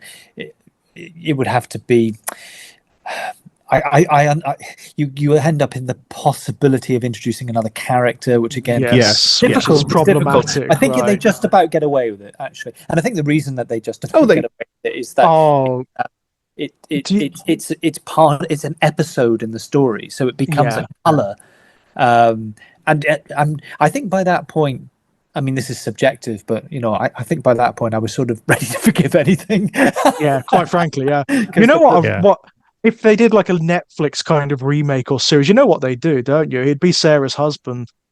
Probably, yeah. That's what they do. Yeah. That's what they do. I guarantee you. There's something in my mind that's sort of I'm in my own dead zone moment, and it's like, yeah, that's what they do. They did actually make this into a TV series, didn't they? They adapted. They did. I've never seen any of it. I'd never. Pretty awful. When was it? What period are we talking about with this? I think it was the 90s. It was, wasn't it? It was the 90s. Yeah. I don't remember a goddamn thing. Yeah. It's Must have seen I it. think Walken himself is very positive about this film. I've seen him in interviews where people have talked about his big iconic roles, and he's brought it up. He said, "I'm very proud of that film." It's funny, isn't it? Because he has spent an awful lot of his career doing character roles and cameos. And it's difficult to think of many films. Sorry, this is his leading man role. Is all I was saying. But maybe that's why he hasn't done many. He hasn't done many films where he is just the leading man. No, he tends to be. He tends to do this thing where he's slightly parodic of himself. Where he's really exaggerated and extreme with that strange syntax that he has. Well, that's slightly later, and unfortunately, it dogs a lot of actors who have got anything sort of inimitable about them. Is that they get producers? Oh, can you do that thing? And can you turn it on a bit more and a bit more? There is. I don't think Walken has gone quite as off-piece to say someone like, I don't know, Brian Blessed or something, because people forget Brian Blessed was a great actor. He was a great actor, right? But and in a way, there's part of me that thinks that probably Blessed exactly had that, which was, do that thing that you do that thing. Do your thing before you know it, you're in the thing and you can't find any way out of it. But it's the thing that pays the bills. I don't think Walken ever went. Interestingly enough, he's in a thing at the moment. I mean, he's an octogenarian now, and but it's a series which I did give a punt on, even though I kind of knew what I was getting, because I very rarely buy into these Netflix or Apple series for the very reasons that have been illustrated between us earlier. One of the reasons why this film works is it gets rid of the chaff. But a film a series which is making all the things that we've talked about, and yet there is the germ of something really, really in there, and it would have made a great film, and that's Severance, which I've heard of this. Water cooler television, and everyone was talking about it. That was initially my way of never going near it, but then a couple people said, Christopher Walken, and I love crumbs. Barton Fink, actor, did a lot with the Coen brothers, was in Miller's Crossing. Turturro, who I love as well. And they're both in it, and they have a relationship, or they try and have a relationship in their workplace, and two much older guys. So this is kind of interesting. It's did I just muted myself? Sorry. You did. You just muted yourself. It's a good series in the sense that it's kind of the heir to The Prisoner without actually being a copy. It takes a lot of the anxieties of now and turns them into something which evokes things like they're aware what they're doing, because there's been a couple of times that people say "be seeing you" and things like that. But but anyway, Christopher Walken. coming out the other end, really, he gives the performance he is permitted to give in Severance because he is the executive producer of it, Oh, right. along with Patricia Arquette, is right back to this Christopher Walken. Oh, interesting. There's none of the things you expect Christopher Walken to do. He's not being asked to Christopher Walkenize himself. And it's one of his most sensitive and really quite lovely performances since this movie. Interesting. So it's interesting to see from that point of view, just from the sort of arc of an actor, but particularly if you're a certain kind of character actor, who was, you were saying, Jack, he's done a lot of cameos, he's done a lot of character parts because he's been brought in to be Christopher Walken, or this distorted version of Christopher Walken. And here he is, like, I don't know, 83, 84, finally back. Yeah. But in a sense, it's a project which he's heavily invested in. He's been quite experimental as well. I mean, I know he's been involved in a lot of alternative media, like towards the late 1990s. He was in a lot of full motion video games and things like that. Doing one with a completely outrageous one with Clive Owen and David Warner. Yeah, Ripper. Yes. Ripper. It's infamous. It's infamous. It's got a great cast. I mean, like, he is having. I've seen the clips. He is having so much fun. So good. Honestly, it is worth watching for him being just the most Walken performance that's ever Walkened. I mean, just incredibly over the top. And Burgess Meredith in his last role ever. Oh, well, you gotta learn to Walken before you can run. And exactly. Honestly, it's worth a look. Series I would only tentatively recommend, because it performs all of the sins that that kind of television performs. Of the medium, it's mercifully shorter than most. I think the first series was 8 episodes, and I think the second series is 10. But again, it's like, okay, they could have, we 3 episodes could have been 1. Quite a bit of that. But it's one of the few times I've actually sort of gone along and gone, well, okay, brace yourself, and been rewarded with something. This realization that Walken still got it, but it's just, as you can imagine, it's not been asked of him. I imagine it's a kind of typecasting, isn't it? People, if they want him, they want the big Walken performance. That's right. Yeah, and that's a shame, because as this demonstrates, he is fantastic. I mean, he there are things he does with his face, as I said earlier in this one. There are quiet moments where he's just looking, he's just doing something very subtle and communicating so much. Yeah. He is just one of those. He's a bit like Mads in that he's just one of those actors who is blessed with just an inherently fascinating physicality. Good look at, right? But I don't want to take anything away from him, because you have to know how to use it in order to make it work on screen. Yeah. I mean, any film that casts him, really, it is doing a disservice to itself if it is not like focusing on his face. It's just so interesting. Yeah, no one's ever looked like him. He's another one of them. And I love his reasons for his cadences and rhythms, and it's because he said, well, the part of Queens I was brought up in, down our block, down our row, there were no 2 families from the same part of the world. Right. There were Polish, there were Hungarians, there were Italians. He said, and it might not seem that way because I'm the only one from that particular community who went on to have a public. Right. I said, but everyone speaks like me. Everyone so interesting. Speaks like me. I said, because we were all immigrant families. Right. We were all the kids, first generation immigrant families. And it is so interesting because it is such a peculiar syntax, isn't it? I think his mother was Scottish and his father was German, or the other way around. Oh, wow. So they couldn't understand each other. So I was sort of the go-between, and then I went out playing all day with Polish children and Italian children, and and thus, right? Wow. Yeah. But no, I mean, this one, it's unusual. It's so good. I mean, initially I thought this was unusual for our milieu, but actually, having watched it, it's like, no, this is well inside of our bracket, I think it definitely performs that. As I say, I mean, at base, it's a film about someone being exposed to a horror film, and whether they choose to be an agent within it or not. So Yeah. Yeah. And it definitely ties takes us in full with circle. we've talked about various films that have this fixation upon the idea of the American Gothic and Mm, the forest and the frontier of the Yeah. settlers, Yeah. and tied that in with the idea of history, like a wound in history, and Yes. a zone where horror is in this sort of time loop thing. These are kind of just staple ideas in this yeah, genre, totally. but they are things that we seem to keep zoning in on. Well, it does seem that way, doesn't it? I mean, since the very Yeah. beginning, and again, another film that this has lots of echoes with, The Changeling, which we I began thought with. so. I Yeah. mean, even Well, Super, again, I think uh, there's something about the way it looks, the way it sounds. yeah, It's got that very strong overlap. Thematically, of that course. I mean, it restrained, operates in similar areas, you know?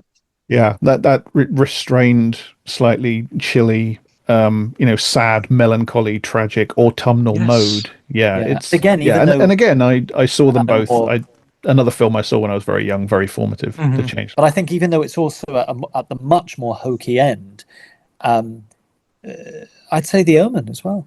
Yeah, Yeah, absolutely. actually, Yeah, Way, there are a couple of over. In aesthetically, fact, but I thematically, but found, obviously The Omen takes it to that very operatic extreme. yeah, very big mythological. Yeah, Yeah. I mean, I found actually bizarrely that I don't know if it's the original Omen or if it's the Omen 2, but there is a sequence where boys go under the ice. It's the Omen Because for 2, isn't it? years, it is, yes, because for yeah, years, there were many, many years between me seeing the second Omen film. It's not very good, but that image of people, of boys going under the ice, and I couldn't work out it was from. Then I thought, it's not the Dead Zone because the shot is Right. all. We see it from, and then I thought, oh, maybe this is something I've made up from listening to that rather harrowing Kate Bush song. This is exactly But, what I did. but then I I'd realized, assumed no, that shot was from the Dead Zone. yeah. But then I saw the second Omen film quite randomly about 5 years ago, and I was like, oh, Yeah. it's this It's film. got, I mean, it's one of those films that has nice ideas to play with, but doesn't do anything with Yeah. them. And I love. I remember thinking it was in. Now this is completely random because one film I absolutely love, but I hadn't seen for many, many years, was The Conformist. And I oh thought, wow, yeah. Right. is it like a side scene in The Conformist? And then I tracked down The Conformist. No, it's not. No. I mean, I love that notion of like Damien finding out that he's the Antichrist and not liking it, and it doesn't go anywhere with it. Like nowhere. The next sequence, he's all in. I'm the Antichrist. I'm It's going to a do my shame that father's work. it's a film that has an enormous amount of potential. That Yeah, it's second got one. Lance Henriksen is Yeah, in it as this sinister sort of military school officer, Yeah. And it just yeah, doesn't hold together. It's a shame. It doesn't. It's got a No. lot, really. it's got again, it's got that weird sort of slightly radical politics of the Omen films, Yeah. where it just takes it for granted that the son of the devil is going to be this privileged sort of military Mhm. school upper class brat, and his family Rats, are yeah. involved. His family are of this big corporation that's profiting off famine relief and stuff. Mhm. There's a good film there. Yes, Exactly. Yeah, it's in there there. is. But it's like you just said, George. It's almost like there's a whole bunch of scenes missing from the middle. Yeah. That were cut out. Or It's such a whatever. shame. Yeah. It's such a shame because that's the interesting stuff. I love the more humanizing stuff where he does actually shout "Why me?" doesn't he? At one point. It almost like an inversion of the second Superman film. I always think, Yeah. it's where he gives up his powers, And he rejects the sort of diabolic.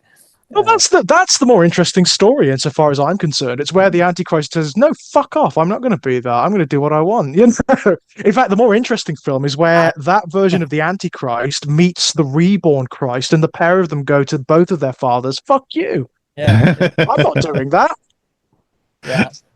Zach De La Rocha style. Fuck you! I You want know? to do what you tell me. And then, of course, we get the third film, which much as I love Sam Neill, nothing's saving that film. It is garbage No. Yeah. through and through. It is garbage. Yeah. But It's got a good musical score. Jerry Goldsmith. It runs does through, have a but- good musical Yeah. score, yes. And But all down to his career's sort of, well, not all down because he's obviously a good actor and everything, but it was, oh crumbs, James Mason.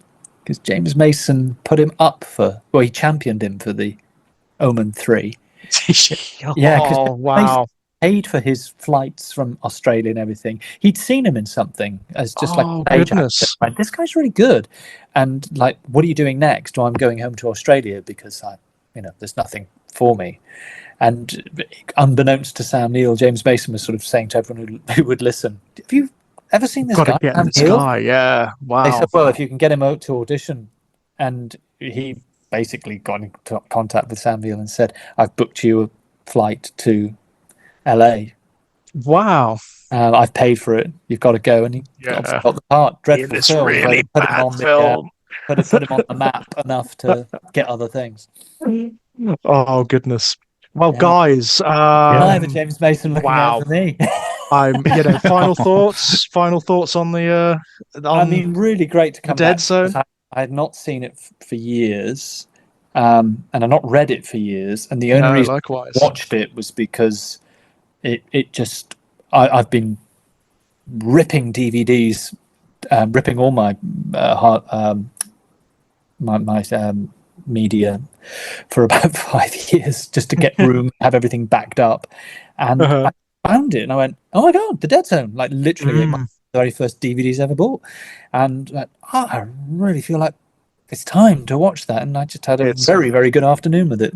Very timely. Long next time. I love it. Always been one of my favorite films. Stealth, one of the best American films of the 80s, I think. Certainly up there with Cronenberg's best work, Dead Ringers. That film upsets me. Yeah, it is, but it's great. It's a brilliant film. Great. I mean, it's an amazing film, but by God, I have to work my way up to that because it's tough sledding. Yeah, tough film that is. No, the Dead Zone, I think, very, very serious movie, I think, and wears it lightly, but I think it's a very serious movie, very moving, very beautifully made. As I say, I think it's kind of close to being a perfect film. There are some films like that, and I don't necessarily. When I say that, I don't mean like they're the best films ever made. What I mean is that they're films that do everything they set out to do about as well as they could do them. Every element is about as good as it could be. There are movies, Coppola's The Conversation, I think, is in that category, and oddly enough, Tom Stoppard's own film of his play Rosencrantz and Guildenstern are Dead. It's it's not one of the greatest films ever made, but it does everything that it's doing about as well as you could possibly imagine it being done. And I think this is one of those films. Again, just recast the two leads. That's always been my downfall with that film. Although my decision on who should have been cast is completely nuts, and would because I think they should have cast Alex Winter and Keanu Reeves. To be honest, well, that would have been amazing. Yeah, interesting. I really think they should have. That would have been getting amazing. work playing Sonic the Hedgehog characters at the moment, I'm afraid, by all accounts. Well, we've all got bills to pay. Well, exactly. Yes. I won't have a word said against Alex Winter. He's a good guy. No, he is a good guy. My God, yeah. I mean, I've followed him on Blue Sky, and it's like, wow, you're not just sort of a sort of solid liberal. You're actually you're pretty decent. Pretty decent guy. Yeah. But no, I can only concur. It's an amazing film, and I was quite shocked. I was actually quite shocked by my own reaction to it because I was all over the place with it. I found it really powerfully emotional, more than I thought I was going to. There were tears. There were, it was one of those films that had me moving about. I wasn't just sitting watching it. Out of Cronenberg, to be honest. Yeah, and I think it maybe Cronenberg because it wasn't his original text. It wasn't something that. Now I know The Naked Lunches. I know, but it's a composite of different William Burroughs, and frankly, William Burroughs in text form. You have to do so much of that to turn it into a film. But the idea of, you know what I mean? But the fact that this came from another source and that there's a sense that he knows exactly what to do with it. It really do see another side of Cronenberg with this film. Yeah, very much so. Very, much so. There's very big props to the script writer, Jeffrey Bowen. Yeah, Beautiful job. Beautiful job. Yeah. And as I say, the casting, perfect. The music, perfect. Perfect. So, It's hard to cinematography. I mean, as you say, criticize, it is from that era of locked off shots and measured distance and long scenes. But if you happen to like that stuff, which I do, which I do me too. That's a gorgeous cinematography as well. Yeah. Yeah, it's an impressive piece of work. And I think it's gonna, if anyone goes to watch it on the basis of this discussion, I think it's gonna blindside you. I think you're gonna be really surprised by how good it is. Yeah. I'm definitely really do. back to it much faster than I did last time. In fact, Well, I watched it. I mean, I watched it initially for when we were going to originally record, but I had absolutely no issue rewatching it a couple of times again in the interim. I really didn't, and I enjoyed it every single time. I just couldn't like put it down. I couldn't tear myself away from it. I thought it's so beautiful, very impressive stuff. We've really got to hate watch something. I think we've got to. Yeah, we do. We're very positive these days. I think because I hadn't. Yeah, we did Poltergeist, the remake. We did the remake of Poltergeist. So that was definitely a hate watch. I mean that hate is too small a word, I think. Oh God, that stinks. Yeah, that's a bad film. That's a very bad film. Yeah. How did they manage to make a movie with Sam Rockwell and Jared Harris? And I don't like it. How did you do that? How is that possible? I know they did it, right? They did it. They managed it. Yeah, we really. I mean, there's lots of negativity on the internet, and I kind of I try as much as possible to. But there are a few things I wouldn't mind. I wouldn't mind discussing, which are shit. I think that would be quite fun. Therapeutic, maybe. Actually, that is one of the things. What would you like to do next time, guys? Oh wow! Yeah, I think it was. I think it was me who randomly said, "Oh, just watch the Dead Zone," and then everyone went, "Oh, yeah, let's do it." Yeah, I better just shut up. I mean, I'm so glad to be here talking about this. Yeah, me too. I'm very up for doing returning to Hannibal at some point. We always get lots of discussion. We always get lots of requests for that. By the way, we always get requests for Hannibal. And we keep threatening to do I explain video games to you guys episode. That could be fun. I think going back to Hannibal for a stretch would be a lovely idea. I'd love to. I'd love to because again, it gives me an excuse to watch the whole fucking thing through again, doesn't it? Of course, as if you needed an excuse. Yeah, exactly. As if I needed an excuse. It may be the piece of media I've consumed the most in my entire life at this point. Well, I mean, before we go, guys, is there anything that you'd like to pimp out?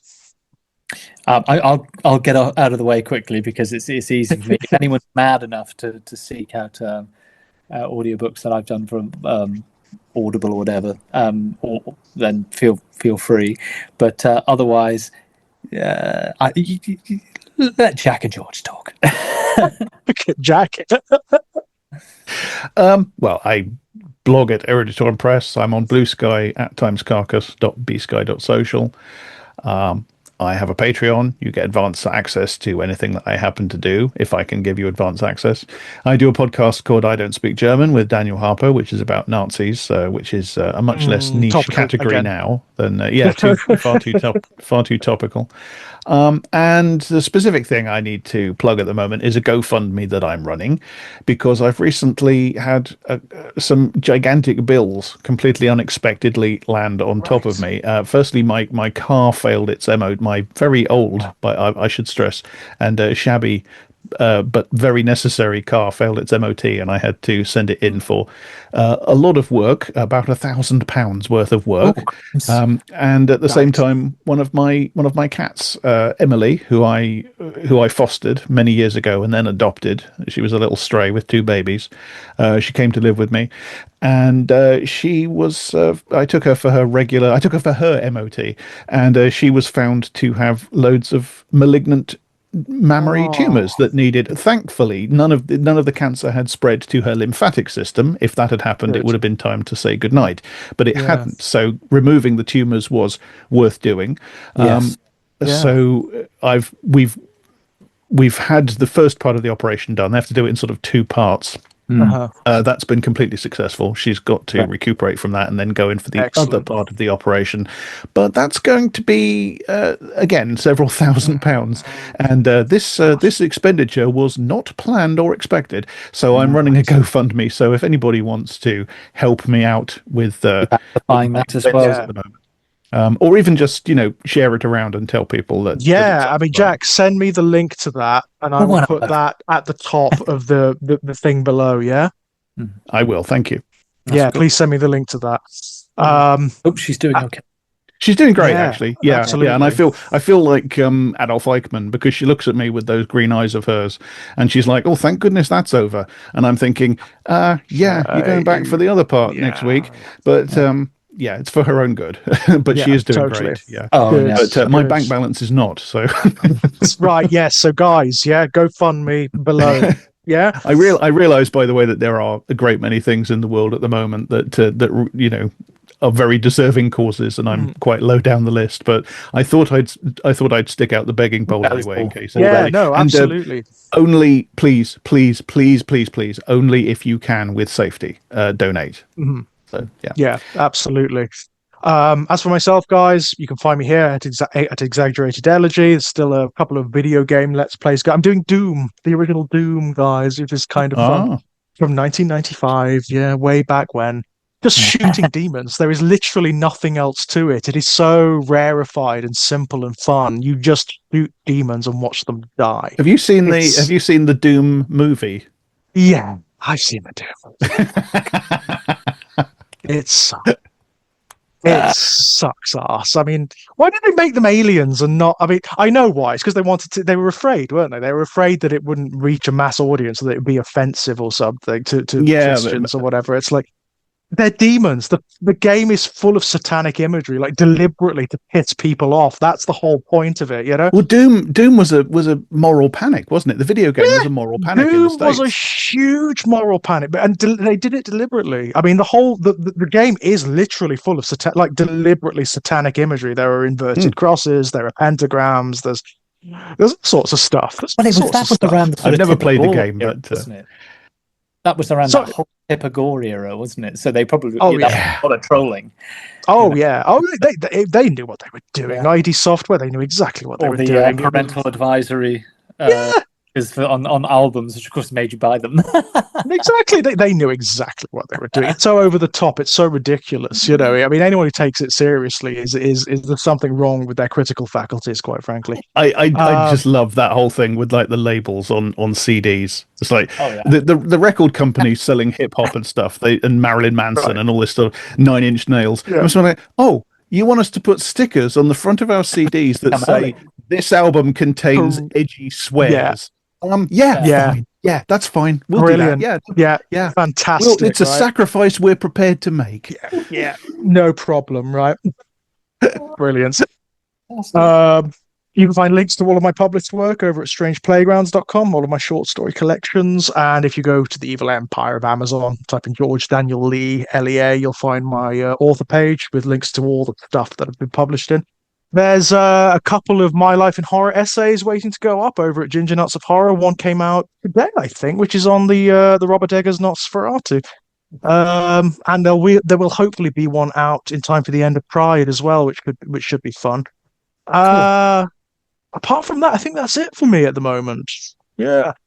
Well, guys, thank you so much. And again, it's always great to catch up. Always great to catch up. Yeah. Well, until next time, guys. Bye-bye. Take care, folks. Bye-bye.